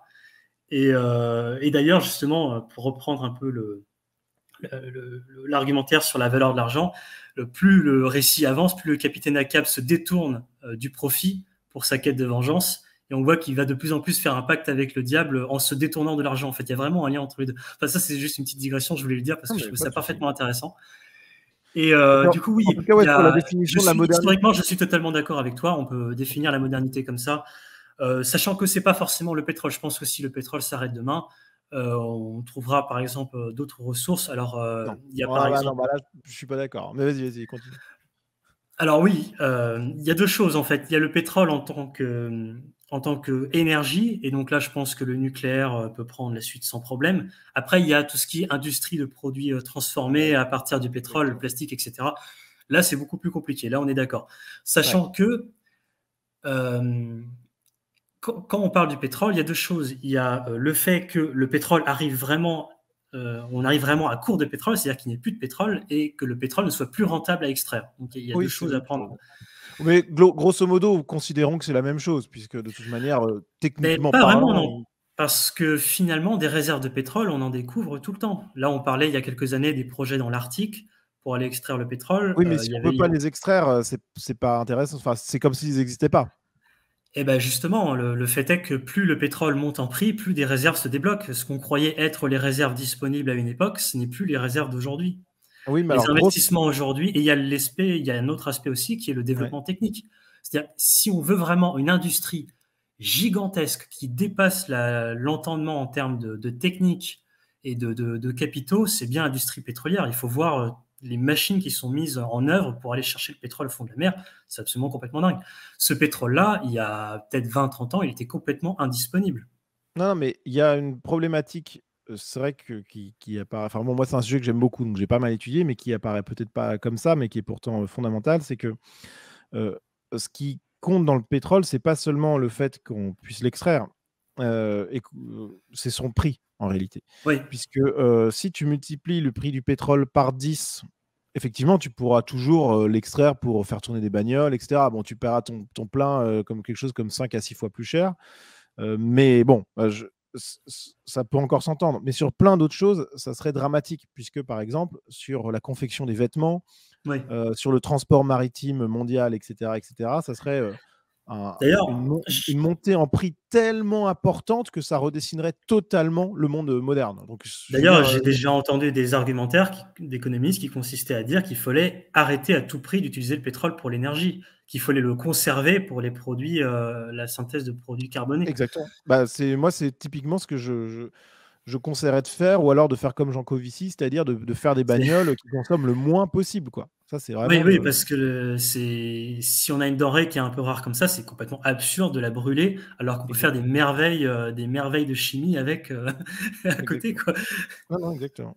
Bon, enfin, bon, bref. Bon, du coup, tu vois un petit peu dans quel contexte Ouais, je suis j'emploierais le d'accord. terme Je suis d'accord. modernité, pour que ce soit plus simple. Alors, pour revenir sur l'Occident, on a déjà vu un petit peu cette question-là, mais on va revenir dessus. Est-ce que pour toi, l'Occident, c'est le mal absolu, pour alors je le précise parce qu'on a tout un discours de gauche qui considère l'Occident, en tant que tel comme mal absolu, hein, colonisateur, pollueur et compagnie. Mais on a aussi un discours de droite qui considère que l'Occident en tant que finalement non pas monde blanc, mais en tant que monde américain, est aussi le mal absolu puisqu'il détruit, les cultures, traditionnelles européennes ou françaises et qu'il mène finalement une guerre à l'Europe. Bref, c'est une question qui est un peu vaste, mais, Mmh. qu'est-ce que tu répondrais à ces 2 visions? Alors, bah, le premier, c'est le plus facile, c'est-à-dire que, enfin, je ne considère absolument pas que l'Occident est le mal absolu. Non, non, c'est justement ce qui a apporté, le monde dans lequel on vit, la prospérité que l'on connaît aujourd'hui, l'augmentation du niveau de vie qu'on connaît aujourd'hui est due uniquement aux valeurs et aux peuples occidentaux. Il c'est et d'autre part, si on prend un peu l'histoire, avec les moyens qu'avait l'Occident, c'est les peuples qui le constituent sont les peuples les plus bienveillants qu'on ait jamais vus sur terre. Exactement. C'est-à-dire que ce n'est pas parce que un peuple n'a pas les moyens qu'il est un peuple bon. Si jamais les autres peuples avaient eu les mêmes moyens que l'Occident, ils auraient fait 1000 fois pire. Ouais, c'est clair. Et à peine on commence à faiblir et on voit déjà le sort qu'on nous réserve. Ouais. Il y a pas le, enfin, l'Occident a toujours eu à cœur de préserver en quelque sorte les peuples colonisés. On n'a jamais, même les Amérindiens qui ont subi le sort le plus dramatique existent encore. Ils ont été Mmh. loués par la culture américaine. Ils ont été sur les pièces de monnaie. Ouais. Il y avait une éloge en fait de l'Amérindien une fois qu'il était vaincu. Et il n'a pas disparu. Il n'y a jamais eu autant d'Amérindiens aujourd'hui. Donc, je pense que si une autre civilisation avait colonisé les Amériques, ça se serait passé probablement très différemment pour ces peuples-là. Je pense par exemple au sort des Byzantins. Enfin, quoi de plus horrible que le sort des Byzantins? Non, non, je pense Non, mais absolument pas. J'ai développé quelque chose que j'appelle la suprématie des peuples de bien, c'est-à-dire que euh, je pense que il faut une suprématie mondiale, toujours. C'est-à-dire que pour garantir un minimum de paix et de prospérité, il faut quand même qu'il y ait une civilisation qui domine les autres. C'est comme ça que la OK. guerre n'advient pas. Et je préfère 1000 fois que ce soit les Européens qui possèdent cette suprématie-là, parce Mmh. que ce sont eux qui ont lancé les mouvements de décolonisation. Ils auraient pu très bien gérer la décolonisation très différemment de ce qu'ils ont fait. Ouais. Je dis ça parce que j'ai vu une vidéo de Julien Rochedi qui est sortie hier, qui parle de tout Ouais. ça, qui est vraiment très bien faite, Ouais. et qui dit tout ça. Et par mon concept en fait de suprématie des peuples de bien, je pense vraiment que, en quelque sorte, les Européens ont à cœur de préserver la liberté, la prospérité et la sécurité des autres peuples, mais que ce n'est absolument pas réciproque. Et que OK. si un jour les Occidentaux venaient à perdre cette suprématie-là, on verra un monde très différent et beaucoup moins bien. Alors, C'est objection qu'on pourrait te faire quand même, hein, il faut le savoir, c'est le fait que les États-Unis, qui sont l'hyperpuissance mondiale du moment, occidentale donc, mmh, sont vus comme des fauteurs de troubles à travers le monde, que ce soit par des coups d'État, des guerres, et cetera. Est-ce que du coup, c'est pas un contre-exemple un peu à ce que tu viens de dire? hem, oui, totalement, c'est un contre-exemple, mais il faut mesurer les choses. C'est-à-dire que, moi, personnellement, j'étais absolument enfin, à l'époque, de Bush, ça commence à remonter maintenant. Il faut bien voir qu'on parle de choses qui datent d'il y a plus de 20 ans maintenant et on Ouais, est complètement revenu là-dessus. Que ce soit Obama ou Trump, même les États-Unis ont pris ce virage-là. Aujourd'hui, les États-Unis sont plutôt isolationnistes. Ils n'ont pas envie de repartir dans une nouvelle guerre. Ils sont fatigués des guerres en permanence comme ça et hem et je crois que ça s'inscrit encore une fois dans la logique d'amélioration perpétuelle cherchée par les Européens, dans lequel les États-Unis sont ici inscrits. C'est-à-dire que ouais, je pense que les États-Unis, aujourd'hui, ne feraient pas un nouvel Irak. C'était il y a plus de 20 ans. Moi, personnellement, je pense que Bush était complètement fou. Le gars, il voyait Dieu qui parlait dans sa baignoire. Je pense qu'il était vraiment sincèrement convaincu qu'il fallait apporter la démocratie au peuple du Moyen-Orient. C'était des gens ouais, qui étaient complètement empreints d'idéologie, comme on peut voir en France, des gens qui sont empreints d'idéologie sur d'autres sujets. Par exemple, l'idée que voilà, il faut importer le monde entier en France pour qu'il devienne occidental. C'est un peu toujours la même mythologie qu'on retrouve, sauf que cette fois-ci, bon, bah, ça se fait via l'interventionnisme, via le colonialisme. non, mais de toute façon, en Mais plus, le fait est qu'il y a un virage, c'est-à-dire que les Américains, que je sache, ont élu Trump, dont un des points phares était le désengagement total de tous ces conflits absurdes. ouais, ouais, et puis il y a aussi un truc, c'est que, souvent on critique les États-Unis là-dessus, mais, je sachant le pouvoir qu'ils Et ont, les Américains n'en ont rien tiré, c'est-à-dire que tout ce qu'on disait à l'époque, oui, ils vont construire des gazoducs, ils vont prendre le pétrole, etc. Tout ça n'est pas arrivé. bah, ils ont pris des parts dans les sociétés pétrolières irakiennes quand même. Enfin, c'était le minimum, tu me diras, mais bon, ils ont contrôlé des sociétés pétrolières irakiennes et plus de pétrole. Je sais pas si je dis une connerie ou pas, mais c'est ce qui me semble être le cas. Bon, enfin, bref, mais en tout cas, ce qui est certain, c'est que de toute manière, ces projections de puissance américaine sont totalement normales quand on est une hyperpuissance qui a le vent dans le dos et qui a tout pour elle et qui a envie de dominer. Ce qui est intéressant avec ce truc-là, avec les États-Unis, c'est qu'ils ont fait des choses qui étaient effectivement forcément négatives d'un point de vue idéal, mais si on avait donné la même puissance, la même hyperpuissance que celle qu'a eu les États-Unis et qu'elle a toujours, on l'aurait donné, je sais pas, à l'Algérie, Oui, à comment dire ça, je sais pas, même à l'Inde, même à la Russie, ça aurait été complètement différent en termes de comment dire ça, de dommages causés au monde. Enfin, je veux dire, ça oui, aurait été oui. 1000 fois pire. Oui, je Donc crois que effectivement, ce n'est pas l'idée, ce n'est pas de dire que les Occidentaux sont exempts de tout reproche, mais au bout d'un moment, il ne faut pas que ça devienne un culte de la faiblesse. C'est-à-dire qu'effectivement, les gens qui ne font rien sont innocents, mais ils font ouais. rien. Les Occidentaux, eux, ont fait quelque chose. C'est-à-dire que même si oui, il y a des rivières de sang comme dans toute histoire, ils ont réussi à en faire quelque chose. Il y a des tas de peuples qui ont fait couler des rivières de sang pour strictement rien. Alors que Et les Occidentaux ont réussi à, quand même, encore je répète une fois, créer une prospérité, créer des innovations technologiques qui dépassent l'entendement. Ils ont répandu ces innovations-là, ils ont ouais. répandu les libertés. Et il y a des tas de, il y a des tas de situations où on essaye d'arranger les choses. On n'est pas juste dans la prédation. Et Alors, en Afghanistan, je rappelle ouais, quand même que les gars étaient quand même contrôlés par les talibans, ce qui n'est pas non plus formidable. ouais. Non, non, mais complètement.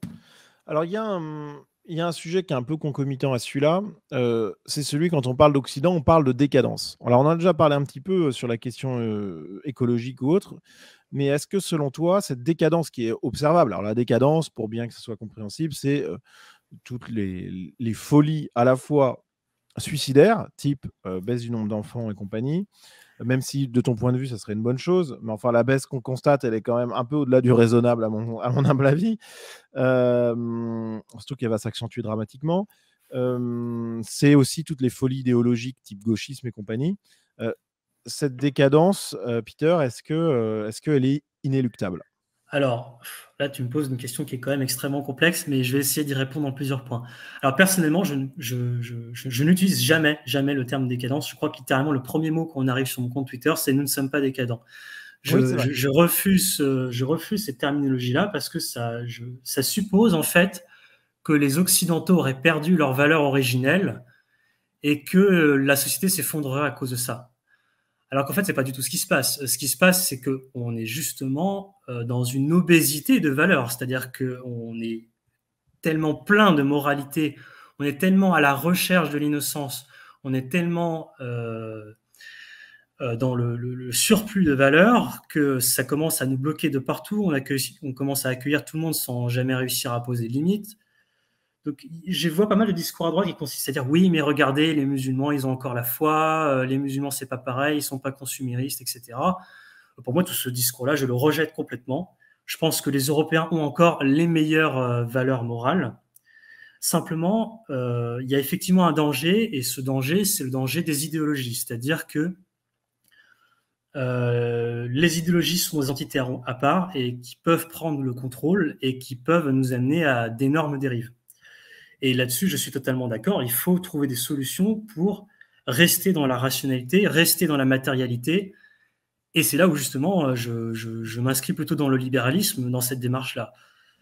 Alors juste sur ce que tu disais, je suis désolé, je te coupe un petit peu, mais sur le fantasme qu'on peut avoir sur les pays traditionnels islamiques, c'est l'un de mes gros chevaux de bataille du moment. Ces fantasmes-là sont délirants. Là encore, tous ceux qui critiquent la décadence occidentale comme mortifère et absolument immonde, sont des types qui préfèrent quand même vivre dans la décadence française plutôt que d'aller vivre en Iran ou que sais-je. Et c'est un fantasme de croire que ces pays sont meilleurs Oui, au terme de en fait, valeur, puisque ce sont des pays où les gens qui sont à l'intérieur ne sont déjà.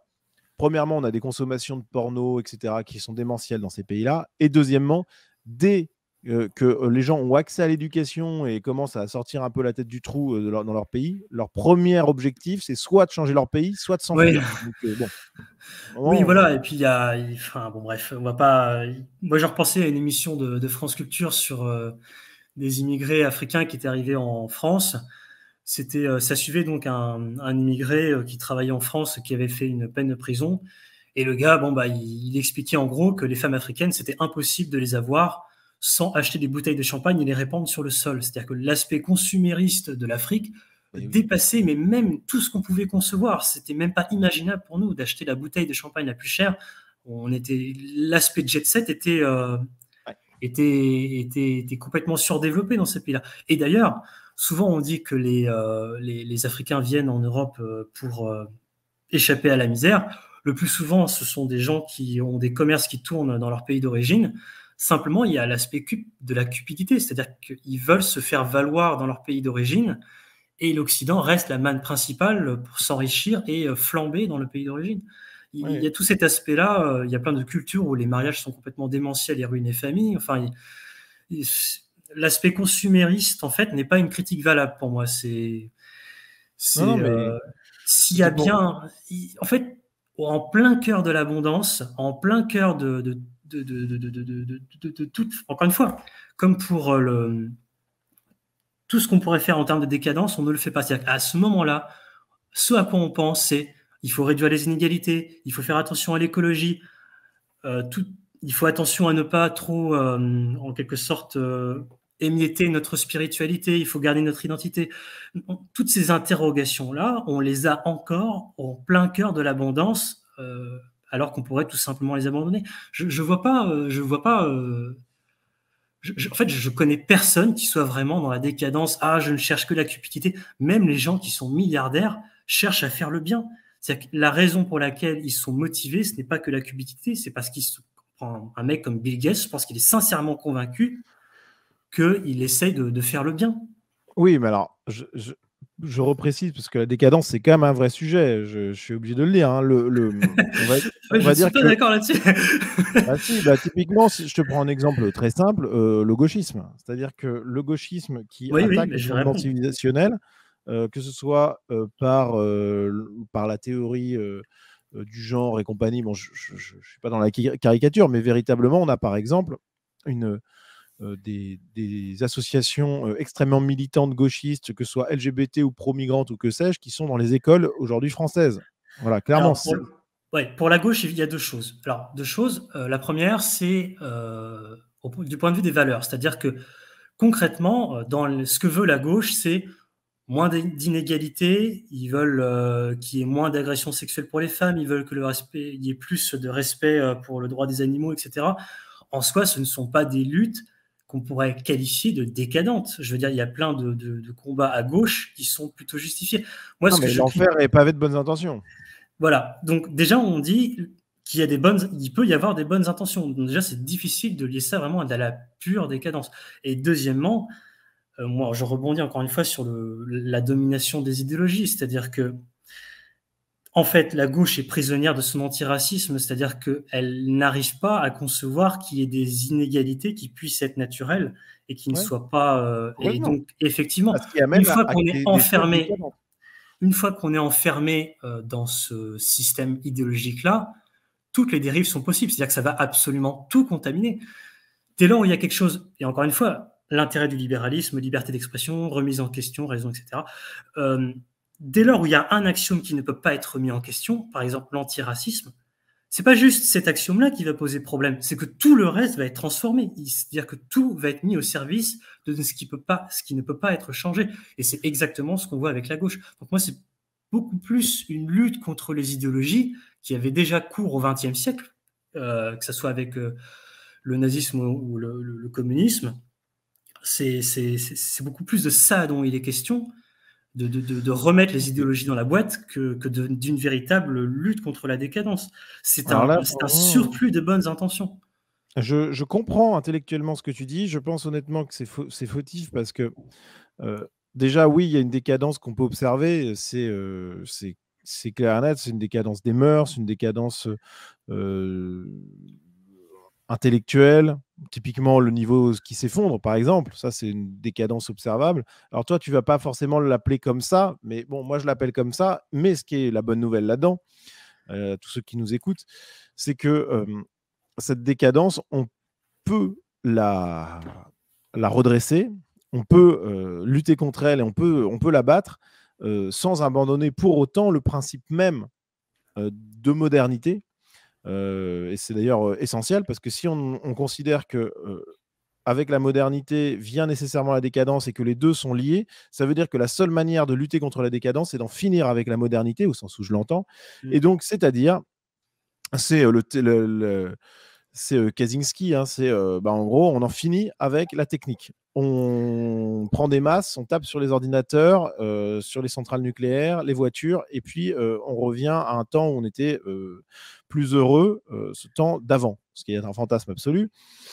Mais surtout, ça nous donne comme seul horizon politique quelque chose qui est de l'ordre du Moyen-Âge, amélioré peut-être vaguement, et encore, en fait, encore pire à mon avis, au moins au début, parce qu'un retour au Moyen-Âge aujourd'hui, d'un coup d'un seul, ça fait des millions et des millions de morts rien qu'en France. Ça en fait sans doute plus de la moitié du pays. Bref, ce que je veux dire, c'est qu'on n'a pas trop d'autre choix que de vouloir sauver la modernité, parce que sinon, c'est-à-dire qu'on abandonne tout le confort. Accessoirement, on n'est pas tout seul. C'est-à-dire que je tiens à signaler que les autres peuples ne nous veulent pas forcément du bien. Et qu'est-ce qui nous arriverait si on commençait à abandonner tous nos moyens, finalement, toute notre technologie militaire, tous les moyens qui nous permettent finalement de surnager et d'échapper encore, finalement, à l'agressivité du reste du monde. Non, mais complètement. Autre chose, un point très important aussi à souligner sur la décadence, il ne faut pas rentrer dans l'univers mental de la gauche, c'est-à-dire qu'il faut bien avoir conscience que l'outil principal de la gauche, c'est la provocation. Et que tout ce que va mettre en avant politiquement la gauche, c'est fait pour provoquer.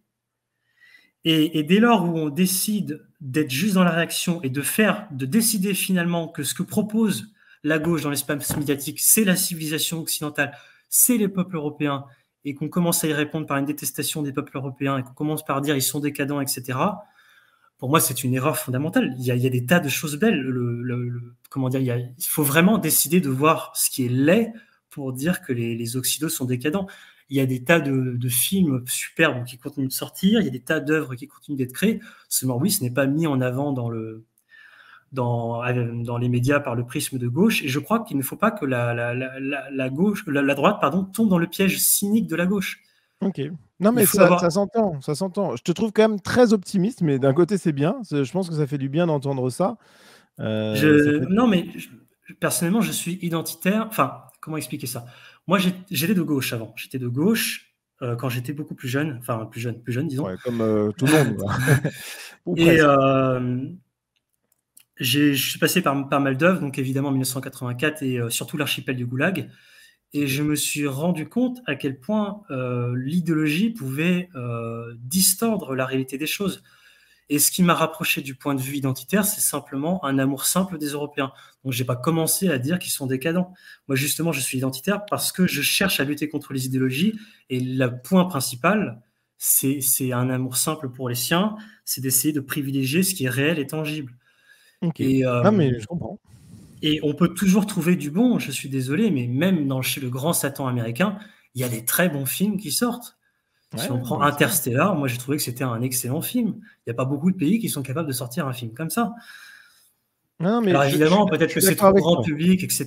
C'est peut-être l'industrie de masse et compagnie. C'est peut-être pas la culture élitiste française, mais Non, non, tout de mais même, je suis d'accord ouais. avec toi sur le fond, mais c'est vrai que sur le constat que, en fait, tu as vraiment une vision très désincarnée et très anti-idéologique, ce qui explique cela, et très optimiste des choses. Voilà, moi, j'essaie quand même, enfin, c'est pas une dissension profonde, mais c'est une différence entre toi et moi.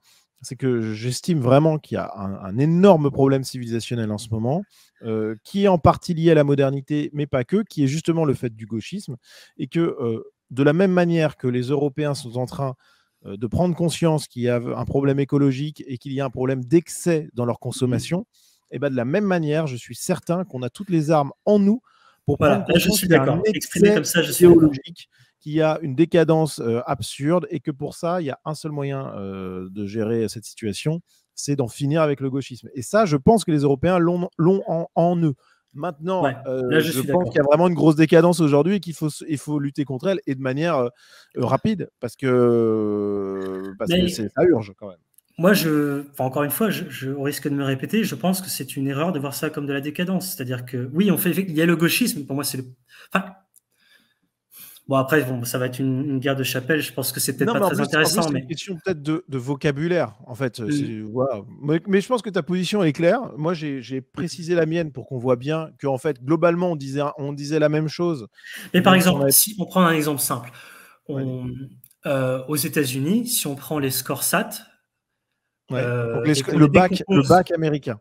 ouais, si on prend ces stats-là et qu'on les décline, enfin, en fonction de l'ethnie des personnes, on se rend compte que les Blancs ont un excellent score. Ils sont Ouais. quasiment au-dessus des Japonais.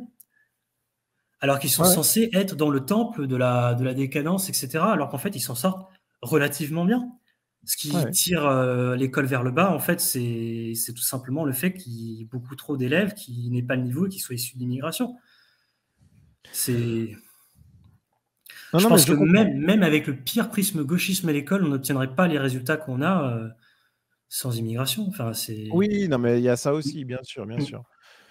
Mais il y a quand même, de manière générale, une baisse du niveau qui est évidente et observée de tous les acteurs du secteur, hein, clairement, qui est due à plein de choses, qui est due à la fascination pour les écrans, qui est due Oui. à l'influence des youtubeurs, qui est due à l'influence de la culture racaille, qui est due à la perte de la culture de l'effort, etc., etc. Il y a Et plein de pourtant, paramètres. les Blancs américains arrivent à se classer quand même au niveau des Japonais et pas si loin que ça de nations comme Singapour. Moi, je trouve quand Ouais, même que mais je c'est des pense que si statistiques on comparait intéressantes. avec les statistiques, enfin, je sais pas comment, enfin, c'est compliqué de comparer exactement de manière égale. En France, on le fait via les Mhm. résultats de tests mathématiques qui montrent, bah, vu que ce sont exactement les mêmes questions posées à 30 ans d'écart, on sait s'il y a plus de gens qui arrivent à faire des additions qu'avant. Et la réalité, c'est qu'on a une chute quand même extrêmement importante du niveau scolaire français en mathématiques, par exemple. Et ça, on peut pas, c'est indéniable. Je veux dire, là, c'est clair et net. Donc, il y a une problématique. Moi, je ne la nie pas. Je pense qu'on a tous les arguments pour lutter contre elle. Mais par contre, vouloir couper, pour lutter contre la décadence, vouloir en finir avec le progrès et la modernité, c'est une erreur absolue parce que ça nous ramène politiquement déjà c'est indéfendable.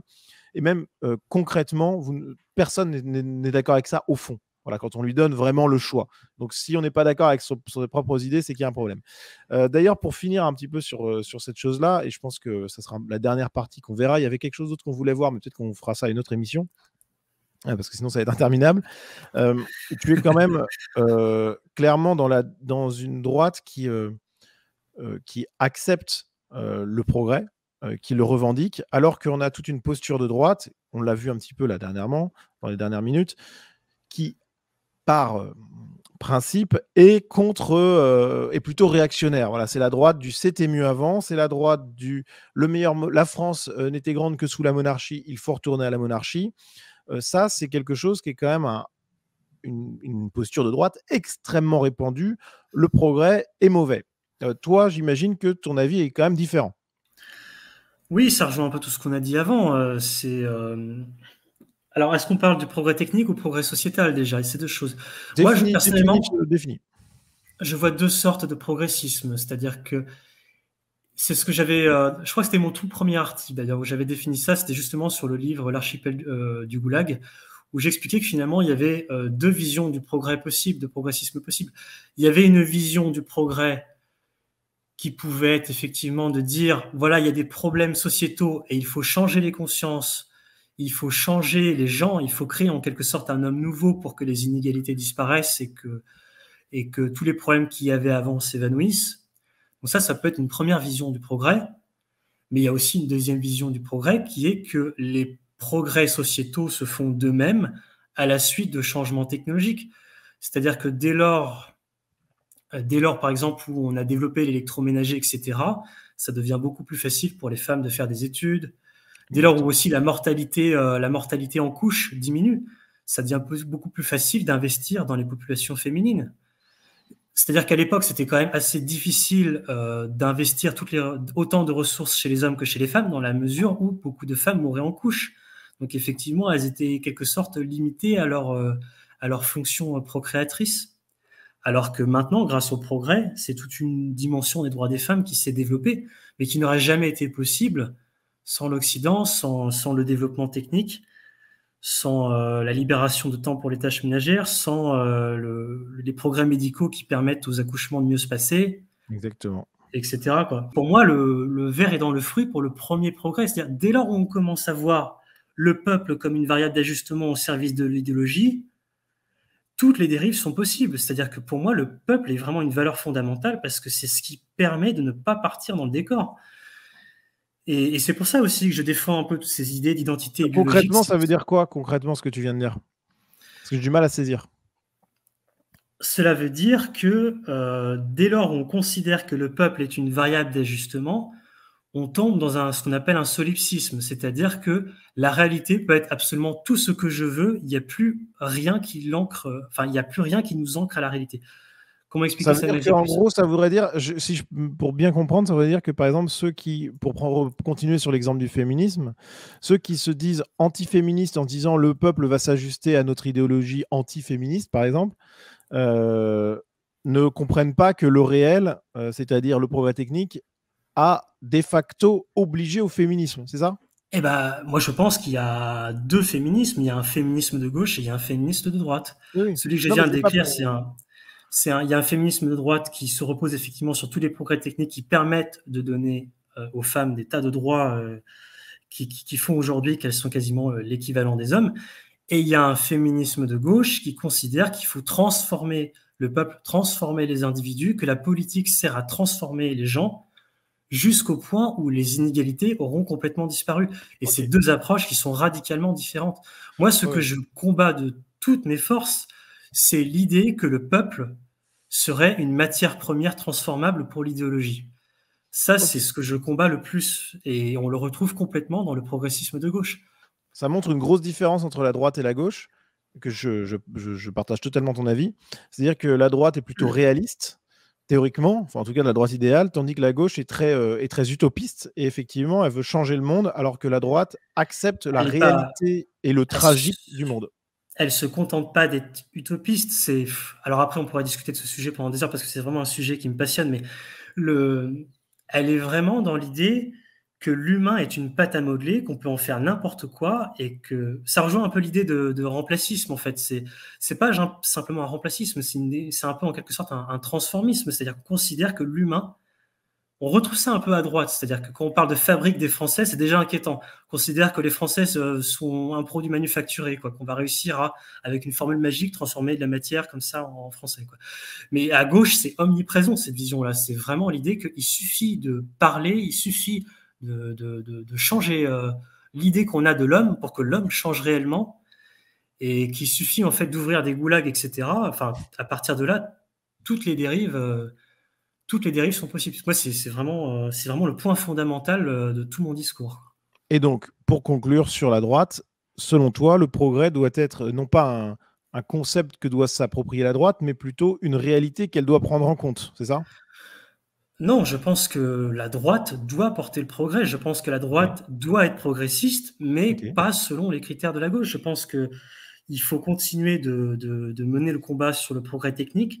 Il faut continuer d'ouvrir des nouveaux droits sociaux permis par ce progrès technique, tant qu'ils sont raisonnables. C'est-à-dire, c'est pas parce que on fait quelque chose de nouveau que c'est un progrès.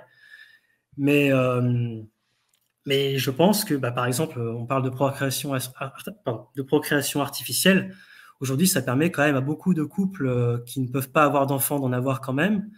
Je pense à l'exemple du Danemark sur lequel j'ai travaillé dernièrement. Je ne savais pas, mais quasiment 10% des naissances au Danemark passent par la procréation artificielle. Ouais. Donc, en ouvrant ces droits sociaux, ça a permis quand même, pour le coup, de booster les naissances. Et je sais que c'est un sujet vraiment très touchy à droite, mais enfin, personnellement, c'est ma vision. Et je ne vois pas au nom de quoi on devrait, par exemple, retirer les droits aux femmes. On devrait au contraire essayer d'ajuster les nouveaux droits acquis par les femmes pour réussir à booster la natalité.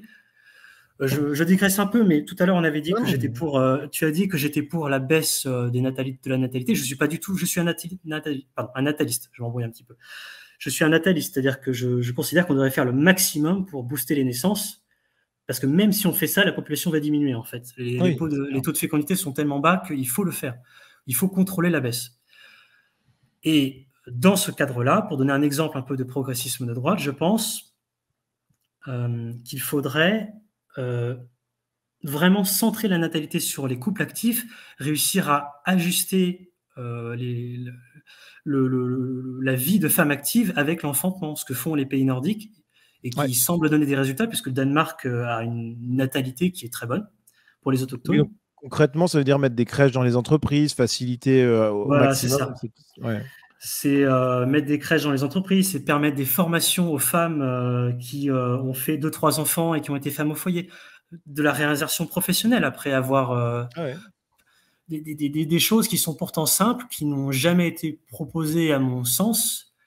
Ouais. Et, euh, et je Non, crois non, mais que faut quand même avoir conscience que les femmes représentent 50% de l'électorat. Si on regarde les échecs des républicains aux États-Unis, ils sont quasiment dus intégralement aux femmes blanches qui n'ont pas été convaincues par leur discours. Quand on regarde les statistiques sur la différence des électorats entre Zemmour et Marine Le Pen est parfaitement équilibrée entre les hommes et les femmes. Zemmour a une différence cataclysmique entre le vote des femmes et le vote des hommes. Donc, je pense que refuser cet aspect-là, c'est un suicide électoral. Et je ne vois après, pas. honnêtement, l'électoral, je pense pas que ça soit trop le sujet ni de cette émission, ni même de nos réflexions en réalité, puisque je pense que toi comme moi, on sait que c'est quand même pas gagné d'avance d'ici les prochaines échéances. En tout cas, et plus fondamentalement, je ne vois pas pourquoi on chercherait à priver de leurs droits la moitié des femmes en revenant en arrière, Non, quoi. non, mais de toute façon, c'est clair et net. Même si évidemment, ici, il ne s'agit pas de défendre une vision féministe de gauche qui nie les différences biologiques, qui nie le fait qu'il existe une complémentarité, puisque la gauche parlerait de similarité, nous on parlerait forcément plus de complémentarité, parce qu'on sait qu'il y a des différences biologiques entre les hommes et les femmes qui font que tendanciellement, ils ne sont pas attirés par les mêmes choses, qu'ils n'ont pas les mêmes qualités, etc., etc. Chacun a ses qualités propres. Bref.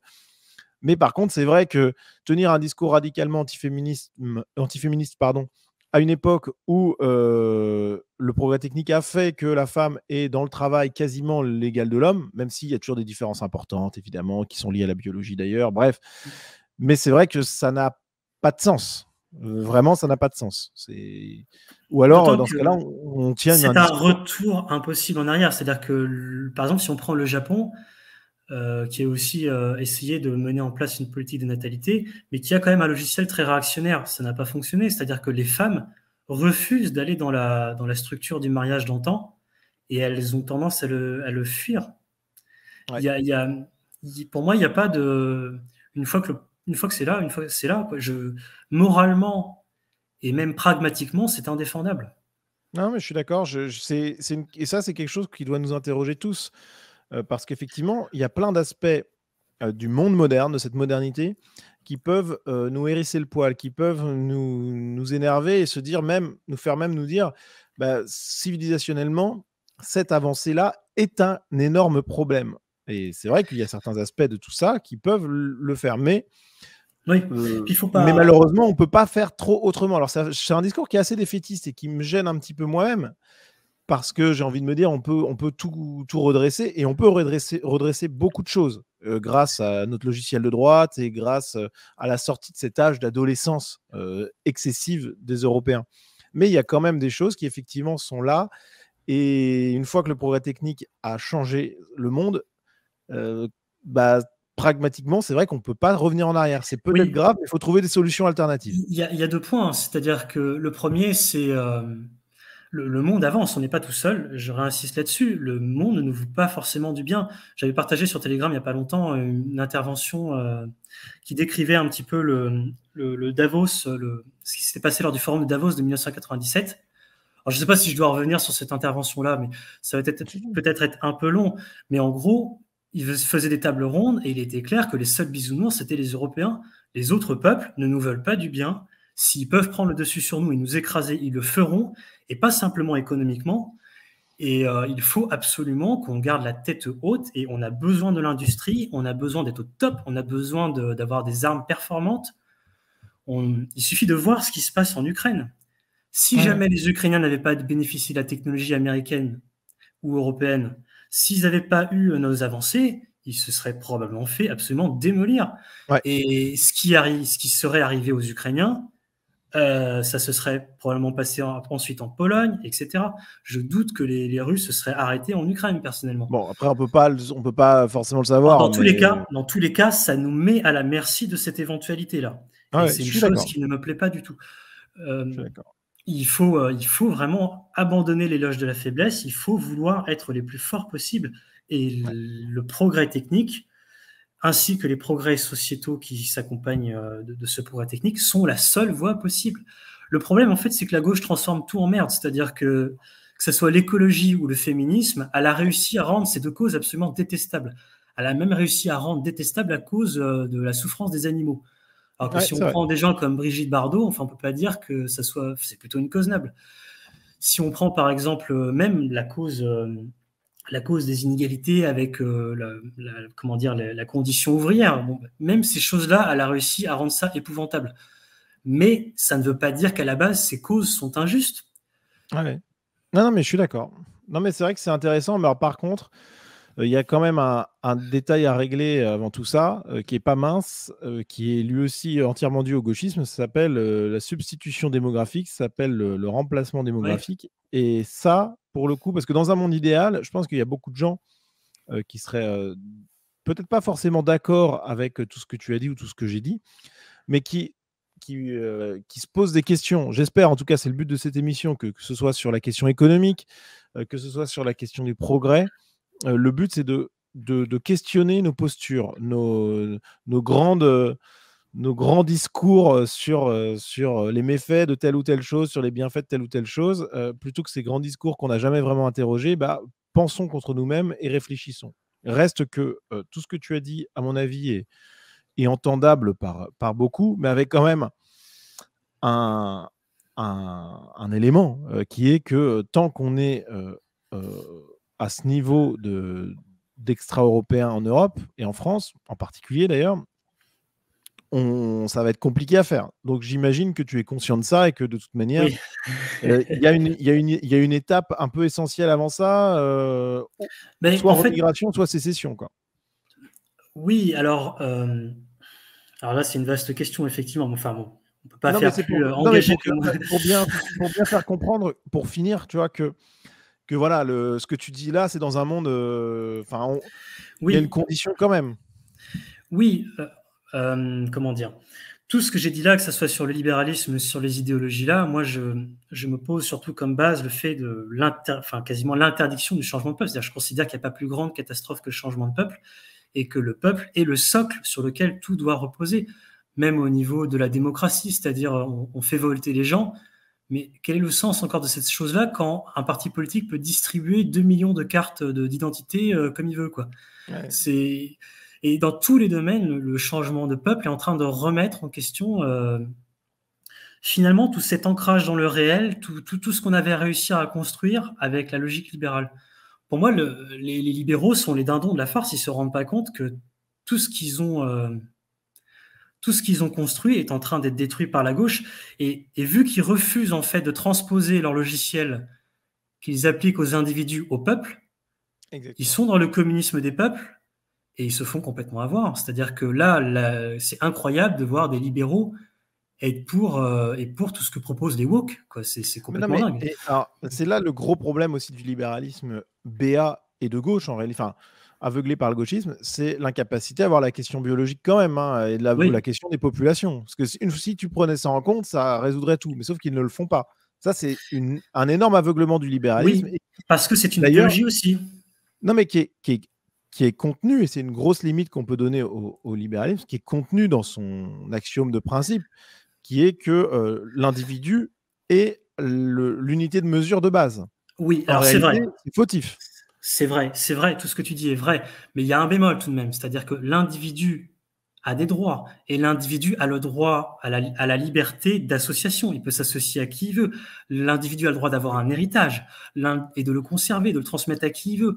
L'individu a le droit de faire partie du groupe qu'il veut. Enfin, il y a des tas de choses de liberté qui sont passées sous silence par les libéraux d'aujourd'hui et qui cassent en fait l'individu en deux, c'est-à-dire qu'ils ne Oui, prennent que la partie qui les intéresse de l'individu.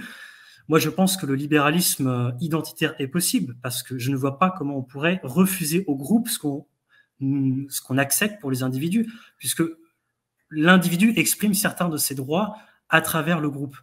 Juste un point, dans un pays du tiers-monde, il n'y a aucune perspective. C'est-à-dire que si je veux entreprendre, si je veux créer quelque chose, si je veux faire entendre mon opinion, c'est peine perdue. Je suis dans une démographie, par exemple islamique, qui ne me permet pas de sortir du corpus du Coran, qui ne me permet pas d'entreprendre parce que la corruption est générale dans la ouais. population.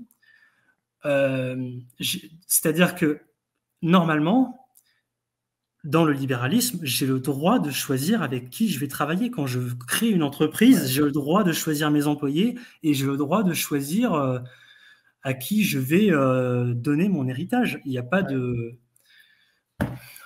Non, non, mais Pour moi, en fait, le toutes ces critiques-là viennent en fait du fait que les libéraux ont incorporé dans leur logiciel une grosse partie du logiciel égalitariste de la gauche. ouais. Et je ne vois pas en quoi c'est une critique justifiée du libéralisme, en fait. Non, non, mais parce qu'en fait, tu as raison sur deux points. Alors déjà, tu reviens sur le fait que le libéralisme est quand même une avancée pour les peuples européens qui sont dans ce monde-là, parce qu'il permet la liberté par rapport aux Oui, injonctions du groupe et l'autodétermination de aussi. l'autorité. Il il permet effectivement d'avoir plein de choses positives. Donc, je suis d'accord que c'est une première chose qui sort de ton intervention là, des dernières secondes. Et deuxième chose, qui est peut-être plus important encore, c'est-à-dire que si les libéraux... Parce qu'en fait, on est dans un monde qui est mixte, c'est-à-dire qui a énormément d'aspects du libéralisme à la fois politique et économique, y compris parmi d'ailleurs les plus mauvais, comme on a pu le voir, mais qui, sur la question de l'immigration, n'a pas les bons. Typiquement, effectivement, la liberté de discriminer devrait être sanctifiée. C'était d'ailleurs le cas Oui. jusqu'à la loi Et Pleven, si puis, je ne il y a m'abuse. d'autres choses encore plus graves, c'est-à-dire Ah non, que... mais attends, mais concrètement, parce que ce que tu as dit, c'est que Oui, on pourrait s'associer avec qui on veut. Voilà, on Ah, pourrait. moi, je suis convaincu que l'alliance entre les identitaires et les libéraux est naturelle. Je ne comprends pas pourquoi ça ne fait pas plus. Ouais, mais c'est vrai que si les libéraux étaient conséquents, ils seraient contre les lois qui restreignent la liberté d'expression, Et, contre les lois qui restreignent la liberté de discrimination. Et du coup, rien que ces choses-là permettraient de changer beaucoup de choses. Donc même si vous n'êtes pas libéraux, vous qui écoutez cette vidéo, mais par contre, que vous voyez bien qu'il y a des problèmes de liberté d'expression et compagnie, cet aspect-là, au moins du libéralisme, devrait vous plaire. Voilà. Cet aspect-là du libéralisme qui devrait vous plaire et qui vous paraît essentiel en réalité et normal, la liberté d'expression, dans une société illibérale, c'est-à-dire pré-libérale moderne, dans la société de l'absolutisme royal, alors il y avait des libertés qui existaient, bien sûr, tout est plus compliqué que tout ça, mais il y avait quand même des libertés que vous n'aviez pas et que vous, que vous auriez trouvé normales pourtant aujourd'hui. Voilà, je m'arrête là. ouais. Du coup, ça me donne envie de répondre sur 3 points. Le premier point, c'est effectivement, en dehors du libéralisme, il n'y a pas le choix. Si le pouvoir décide de vous remplacer, vous ne pouvez rien dire. Et Ouais, le très juste. deuxième point que j'ai envie de communiquer sur le libéralisme, il y a des distorsions économiques. C'est-à-dire que quand on parle, par exemple, d'immigration économique et que les libéraux font venir de l'immigration, il faut bien avoir conscience qu'il y a un tas de distorsions sur le marché du travail qui font que l'immigration économique est viable. Et si on les corrigeait, ça se passerait probablement très différemment. Par exemple, quand un immigré accepte un travail moins payé, il ne le fait pas forcément que pour le salaire, il peut le faire pour la naturalisation, il peut le faire pour les aides sociales et le regroupement familial qu'il y a derrière. Il peut accepter pendant un certain temps un travail, et une fois que, par exemple, au bout de la première ou deuxième génération, euh, il va avoir un comportement qui va être complètement différent, ce qui expliquerait peut-être pourquoi, parmi les immigrés de première génération, on a un taux de chômage qui est plus faible que les immigrés de deuxième génération. Ceux qui ont été naturalisés travaillent moins que ceux qui viennent d'arriver. Ça, c'est un premier point. Donc, il y a un tas de distorsions économiques. Je ne vais pas en faire la liste. Mais Non, les libéraux ne prennent pas du tout ça en compte. Et quand on prend, par exemple, une intervention qui commence à dater, je crois qu'elle date des années presque 60, où on voyait le patron de Bouygues dire « c'est fantastique, les immigrés, ils travaillent pas cher ». Mais il y a quand même un problème. C'est qu'en fait, ils sont pas du tout qualifiés. Et donc, ça serait quand même bien que l'État français dépense des tas d'argent pour intégrer ces populations. Et en fait, tout le coût de l'intégration, encore une fois, repose sur le contribuable. Ouais. Et encore une distorsion économique, c'est-à-dire que le salaire du français, lui, va être augmenté du fait que si le français fait le choix économique de payer une famille malienne en plus de son salaire, évidemment qu'il va être moins compétitif que le chinois. Ça, c'est une évidence. Alors, le troisième point, c'est que il faut voir aussi l'hypocrisie des gens. C'est-à-dire, par exemple, au niveau de l'école, les gens votent pour Macron, mais leurs enfants, ils essayent de tout faire pour les mettre dans des écoles blanches. C'est-à-dire que si on prend, par exemple, le libéralisme politique pur proposé par les plus libéraux, même là-dessus, on constaterait que ce qui se passerait, c'est ce qui se passerait effectivement un espèce de phénomène de sécession, de communautarisme, et les gens préféraient, les Français évidemment, préféreraient tous le modèle identitaire. Puisque dans la vie de tous les jours, une fois qu'ils sont sortis de l'isoloir où ils votent à peu près n'importe quoi, dans leur vrai choix de vie, là, ils votent à 100% pour le modèle identitaire. Ça, il faut en avoir conscience. Moi, s'il y a une critique qu'on peut faire avec la démocratie, c'est que les gens ne votent pas vraiment pour leurs intérêts. Et quand ils font des vrais choix de vie, là, c'est très différent. Encore une chose que le libéralisme peut résoudre. Non, mais c'est intéressant. En tout cas, c'est une émission qui nous a permis vraiment de voir des points nouveaux, je pense. Alors, je ne sais pas si on aura résolu quoi que ce soit d'ailleurs, mais on aura donné des éléments. Et ça, c'est Oui, très bien important. sûr. Des éléments de Oui, compréhension, des éléments d'interrogation sur tout ça, sur ce qui est du libéralisme. J'aurai l'occasion d'y revenir rapidement, parce que c'est un sujet qui est intéressant et qui fera l'objet de plusieurs numéros de cette émission, j'espère. Voilà. Et puis, de toute manière, je pense que cette émission, elle était intéressante parce qu'elle a permis à beaucoup de gens de découvrir un peu ta pensée occidentaliste maximaliste, j'ai envie de dire, mais c'est pas du tout péjoratif, et avec beaucoup d'optimisme, plus que moi. Mais d'un autre côté, c'est bien aussi d'avoir ça et d'avoir un son de cloche différent. Je le répète, le but de cette émission, ce n'est pas de convaincre quiconque. surtout les non convaincus qui mettront forcément beaucoup de temps à faire évoluer leur position, si tant est qu'ils en aient l'envie et qu'ils trouvent cela pertinent. Mais c'est vraiment de donner des éléments de compréhension du monde. Donc, j'espère vraiment qu'on a réussi ça. Bref, écoute, Peter, c'était un plaisir de t'avoir. Et bien également. Tu auras l'occasion de revenir sur d'autres points, un de ces quatre, peut-être. Oui, ce sera avec plaisir. J'ai beaucoup apprécié l'échange et au plaisir. J'espère que les gens pourront se saisir au mieux de ce qui a été développé ici. Et effectivement, l'idée n'est pas vraiment de tout reprendre, mais au moins d'inspirer et de faire réfléchir. Très bien. Et de surtout pas prendre, de pas être dans la mantra, c'est-à-dire de pas répéter toujours encore les mêmes choses sans réfléchir et d'essayer de construire notre propre doctrine, quoi. Tout à fait. Et comme je le dis souvent, il faut construire cette nouvelle doctrine puisque c'est la seule manière qui permette de sauver la France et l'Europe et donc le monde. Voilà les amis. Écoutez, merci à tous d'avoir suivi cette émission. N'hésitez pas à soutenir Sunrise, c'est très important. Si vous êtes jusqu'au bout, si vous entendez ces mots, c'est que vous faites partie de l'élite qui est allée jusqu'au bout du bout. Donc franchement, n'hésitez pas à soutenir financièrement Sunrise, à soutenir ne serait-ce qu'en partageant cette vidéo. Je pense que c'est du contenu intellectuel quand même intéressant et donc ça mérite largement d'être entendu par le plus grand nombre. Merci Peter et puis à bientôt. À bientôt. Allez, salut tout le monde.